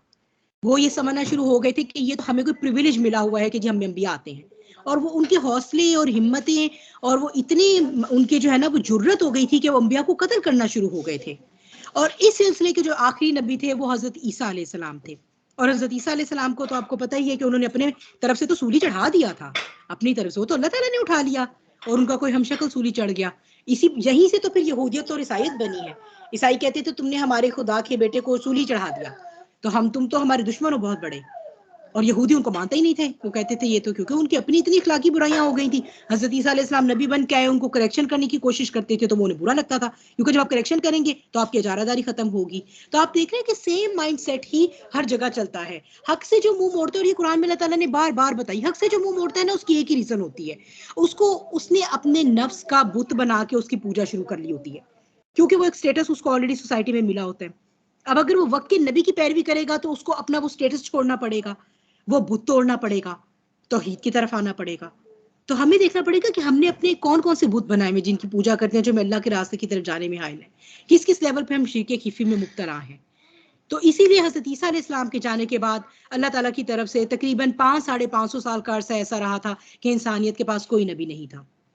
वो फिर एक अल्लाह की तरफ से एक नाराजगी थी, एक जो है वो गुस्सा था, और दूसरा अल्लाह सुब्हानहू व तआला ने सजा के तौर पे, सजा थी अल्लाह ताला का जो भी प्लान था, बनी इसराइल से नबूवत लेके बनी इस्माइल की तरफ शिफ्ट कर दी। आखिरी नबी जो है वो फिर बनी इस्माइल के सिलसिले में आए, और that was the only reason जिसकी वजह से यहूदी यहाँ पर ईमान नहीं लाते थे। तो ये दरमियान में बनी इसराइल की जो तारीख है, ये भी एक बड़ा दिलचस्प सिलसिला है पढ़ने वाला। इसी से हमें जो, अगर हम आज का मसला फ़लस्तीन देखें तो वो भी रिलेट होता है। तो इंशाल्लाह अगर मौका मिला तो इसको भी स्टडी करेंगे। अब आज तो वो बहुत लंबा हो जाएगा टॉपिक, क्योंकि आज मैंने फोकस किया था जिद्दोजहद इब्राहिमी को ख़ास तौर पे, कि पहले हमें पता तो चले कि ये दीन जिसको हम फॉर ग्रांटेड लेते हैं, वो दीन की बुनियाद कैसे रखी गई थी। उस पूरी जिद्दोजहद का हमें कोई आइडिया तो हो, शायद थोड़ा सा एहसास ही हमारे दिल में जाग जाए, शायद हम कुछ ही जो है वो अल्लाह ताला के लिए करने पे अपने आप को माइल कर पाएँ। तो उसके बाद जब मोहम्मद अरबी सल्लल्लाहु अलैहि वसल्लम भेजे गए हैं तकरीबन 550 साल बाद हज़रत ईसा अलैहिस्सलाम के, तो आपकी जो फिर बेइज्जत हुई है, और फिर वो जो आपने सारी, फिर वो एक जिद्दोजहद मोहम्मदी सल्लल्लाहु अलैहि वसल्लम का एक अलहदा टॉपिक रखा जा सकता है, जिसमें आपकी जो है वो स्ट्रगल्स डिस्कस की जा सकती हैं कि कैसे फिर आपने उस दीन को तकमील करने की तरफ जो है वो सफ़र किया। और बहरहाल फिर 9 ज़ुल्हज्जा का दिन जो है वो सन 10 हिजरी का वो मुबारक दिन था, जिसे अल्लाह सुब्हानहू व तआला फरमाते हैं, अल यौमा अकमलतु दीनकुम लकुम दीनकुम, कि आज के दिन व अत्तममतु नेमतिकुम, ऊपर मैंने आपको भी दिखाई थी कि तुम्हारे लिए तुम्हारी नेमत मैंने उसको मुकम्मल कर दिया, और इस दीन को जो है वो तुम्हारे लिए मैंने चुन लिया।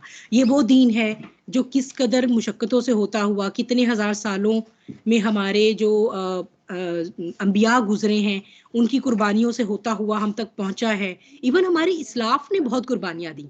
अगर मैं उसके बाद भी जाऊं, नबी करीम सल्लल्लाहु अलैहि वसल्लम के बाद के ज़माने में, अगर हम अपने इमामों को भी देखें तो उन्होंने भी इस दीन की, इस फ़िक़्ह की, इस शरिया की सही शक्ल हम तक पहुंचाने में कोड़े खाए हैं। हम अपने वक्त के इमामों ने, इमाम अबू हनीफा ने, इमाम मालिक ने, इमाम अहमद बिन हम्बल ने टॉर्चर बर्दाश्त किए हैं। उन सब से होता हुआ आज हमें हमारे घरों के कंफर्ट में ये दीन अवेलेबल है, कोई हमें टॉर्चर नहीं करता, लेकिन हम फिर भी इसको सीखने को, पढ़ने को, अपनाने को तैयार नहीं है, अपनी ज़ात को बदलने पर तैयार नहीं है, अपने ऊपर काम करने को तैयार नहीं है। क्यों? क्योंकि लोग क्या कहेंगे। तो फिर वाकई वो सही कहा था ना इब्राहिम ने, तुफ है तुम्हारे मबूदों पर और तुम पर और तुम्हारे मबूदों पर। तो फिर तुफ है हमारे उन बुतों पर जो हमने बनाए हुए हैं, और वाकई फिर हमारी ऐसी इबादतों के ऊपर। तो मुझे तो नहीं मालूम कि क़यामत वाले दिन हम अल्लाह के सामने किस मुंह से जाएंगे अगर हम अपनी हालत ठीक नहीं करते, और क़यामत वाले दिन जो है वो हम अल्लाह के सामने क्या ईमान लेकर जाएंगे। अगर हम सब अपनी अपनी कैपेसिटी में अपनी बेस्ट और एक्सीलेंट एफर्ट नहीं करते, जितनी भी हमारी है, हम सबकी फ़र्क है, अगर हम नहीं करते तो फिर मुझे नहीं पता कि हम अल्लाह के यहाँ कैसे जाएंगे। उसके साथ हमें नामा अमल किस हाथ में दिया जाएगा, हमें इस बात की होश ही नहीं है। हमें तो सिर्फ ये होश है कि हमें दुनिया की डिग्रीज और सर्टिफिकेशंस मिल जाए हमारे हाथ में, क्योंकि उसके बाद हमने डॉलर कमाने हैं। हमें सिर्फ इसकी फिक्र है, हमें ये पता ही नहीं है कि जो असल कमाई है उसकी डिग्री कौन से हाथ में मिलनी है, और right at that moment decision हो जाना है। इसहाबे शुमाल, और क्या खूब है असहाबे शुमाल। इसहाबुल जमीन सूरह अल वाक़िया में अल्लाह ताला कर देते हैं ना 3 में डिवीजन, क़यामत वाले दिन जो हो जाएगी। और इसहाबुल जमीन, और क्या खूब है दाएं हाथ वाले, वो यानी पास हो गए। और इसहाबुल शमाल कैसे बदबख्त हैं, साथ ही पता चल गया फेल हो गए, और फिर डिस्टिंक्शन होल्डर होंगे। हम सोचते ही नहीं है, इसलिए हमें डिस्टिंक्शन लेनी ही नहीं है वहां। हमें जो चाहिए हमें इस दुनिया में चाहिए, क्योंकि सारी दुनिया इस वक्त दुनिया के पीछे भाग रही है, तो हमें भी दुनिया के पीछे भागना है, क्योंकि it looks attractive, it looks cool, it looks trendy, it looks dandy, and we just want to fit in, and that's it. We just want to be accepted by the तागूत of this दुनिया, जिसने ये हमें title दे दें।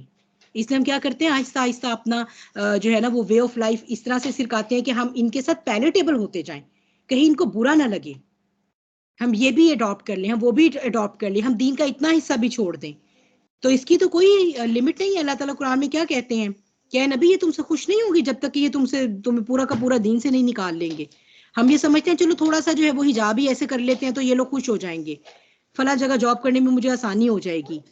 लेकिन ये नहीं पता कि आज ये यहाँ से शुरू होगा और कल को नंगे होने पे जाके खत्म होगा, और फिर एक दिन आएगा कि एथिज्म पे चले जाएंगे। क्यों? क्योंकि जाहिर सी बात है एक जमीर साथ लगा है, वो मुसलसल मलामत करता रहेगा। तो जमीर की आवाज को दबाने के लिए हम कहेंगे कि हम मानते ही नहीं कोई अल्लाह है। भाई जमीर तो तब हमें कुछ कहे क्या, जब हम एक मुंह से कहें अल्लाह है और एक मुंह से हम गुनाह करें। तो गुनाह तो हमने नहीं छोड़ने, इसलिए कि भाई यही मानना छोड़ दो, कोई अल्लाह अल्लाह ही कोई नहीं है, साइंस ही साइंस है। आज तो वैसे ही साइंस का दौर है, सब कुछ करके दिखाती है, तो मसला ही कोई नहीं है।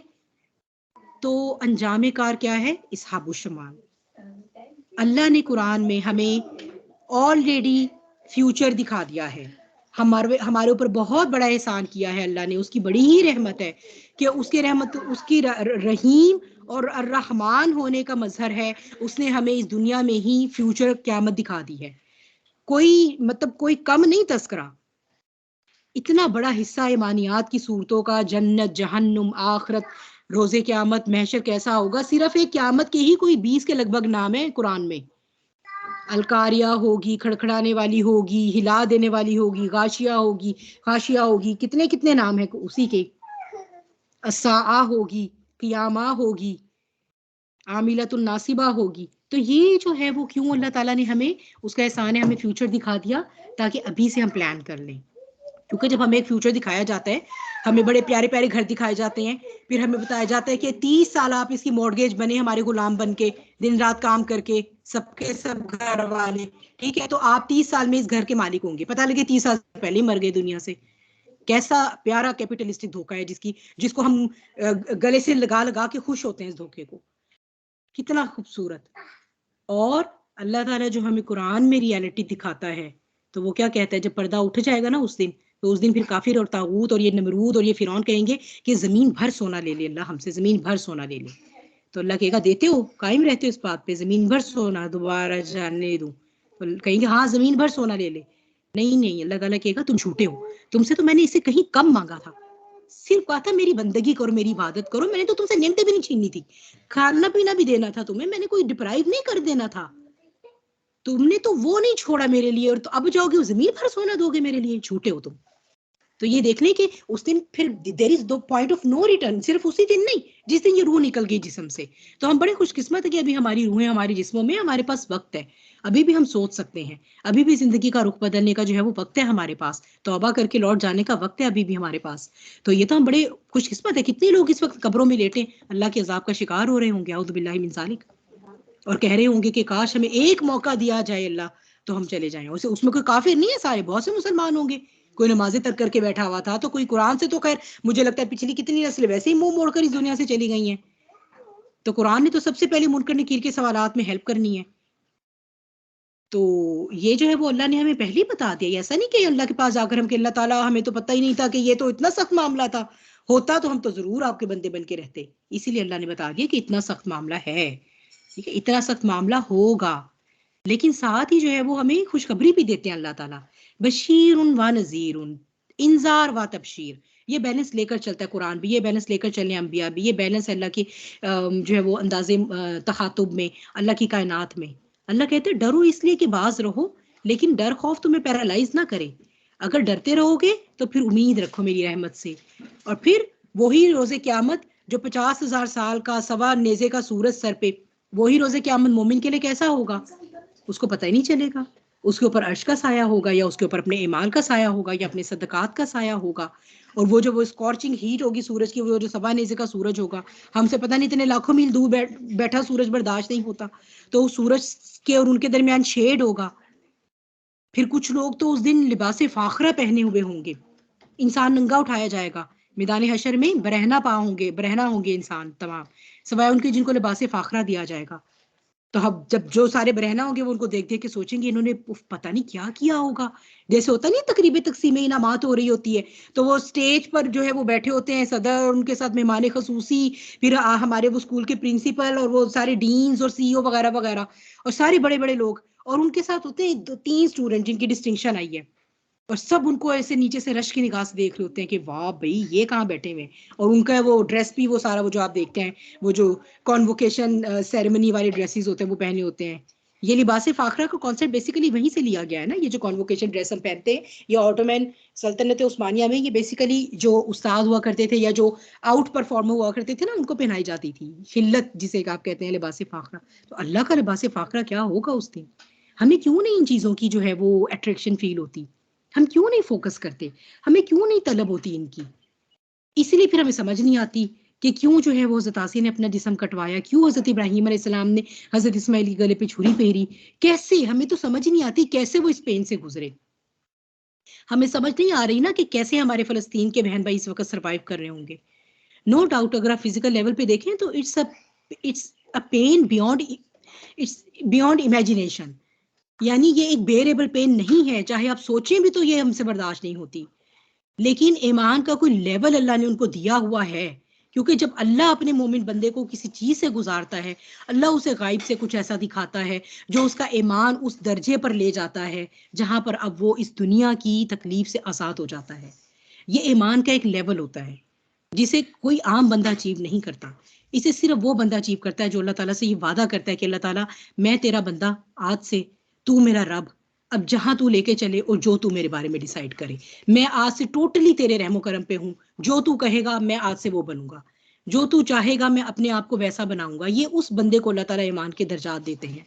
उसकी फिर ट्रेनिंग स्टार्ट होती है, उसका फिर सफर शुरू होता है, और बड़ा मुश्किल सफर होता है, बड़ा ही मुश्किल सफर होता है। वो नुमान अली खान की सूरह फातिहा की तफसीर थी बड़ी प्यारी, कहते हैं आप अपना दीन मार्केट करें किसी को, जी आप ऐसा करें दीन इस्लाम में आ जाएं, बड़ा ही अच्छा दीन है, बड़ा जबरदस्त, जिंदगी बड़ी प्यारी हो जाती है, और ऐसा हो जाता है वैसा हो जाता है। अच्छा अब आप उनको बताएं जी, कोई एग्जाम्पल बताएं जी, कौन कौन से इंसान थे जो इसमें बड़े कामयाब रहे, और वो अब आप एग्जाम्पल देंगे इब्राहिम अलैहिस्सलाम की, तो वो अगला कहेगा अच्छा ये ऐसी आसान थी जिंदगी, गले पे छुरियां चला रहे हैं, घर से निकाले गए, मुल्क से निकाले गए, शहर से निकाले गए, बाप ने आग कर दिया, बीवी बच्चे को वहां छोड़ दिया, ये किस किस्म की आसानी है।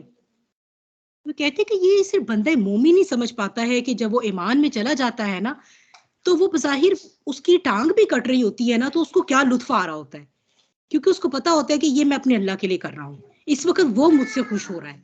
जब कोई कुर्बानी देते हुए इंसान को ये एहसास होता है ना कि इस वक्त मेरा अल्लाह मुझसे खुश हो रहा होगा, वो उसको खुद को इतनी ज्यादा आप कहें कि तमानियत, सकीनत और खुशी देता है वो जज्बा और वो एहसास, कि इंसान कहता है कि इससे और भी कुछ ले ले अल्लाह मेरे से चाहे, इससे भी बड़ी कुर्बानी हो जाए, इससे भी बड़ी तकलीफ हो जाए। तो ये मैं और आप ये कंफर्टेबल माहौल में बैठ के कॉम्प्रीहेंड नहीं कर सकते कि हमारे फलस्तीन के मुसलमान बहन भाई कैसे सर्वाइव कर रहे हैं। तो बहरहाल नोट, और वो तो खैर बहुत बड़ी एक है तो सही, ये कोई ऐसी डिजायरेबल सिचुएशन नहीं है कि हम इसके लिए दुआ करें अल्लाह से। मैं तो कहती हूँ अल्लाह ताला तो इन्हीं अब किसी इसी हम तो इतने कमजोर ईमान के हैं कि इसी तरह ही तो कहीं हमें ना ईमान वाला बना दे।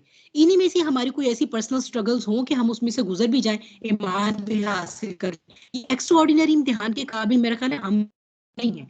तो अल्लाह ताला हमें ये तौफीक दे कि हम इस दीन की अहमियत को जानें कि कैसे खून इसकी बुनियादों में दिया गया है, और हमेशा खून दिया गया है, हमेशा। नबी करीम सल्लल्लाहु अलैहि वसल्लम ताइफ गए तो क्या खून ना बहाया, गज़वा उहद में आपके दंदाने मुबारक शहीद हो गए, इतना खून बहा कि आप बेहोश हो गए। फिर उसके बाद जो है वो इमाम हुसैन खड़े होते हैं उस वक्त के जाबिर के खिलाफ, कि ना खड़े हुए होते तो आज को हमें पता ही ना होता सियासियात का जो दीन था हमारा वो असल दीन क्या था।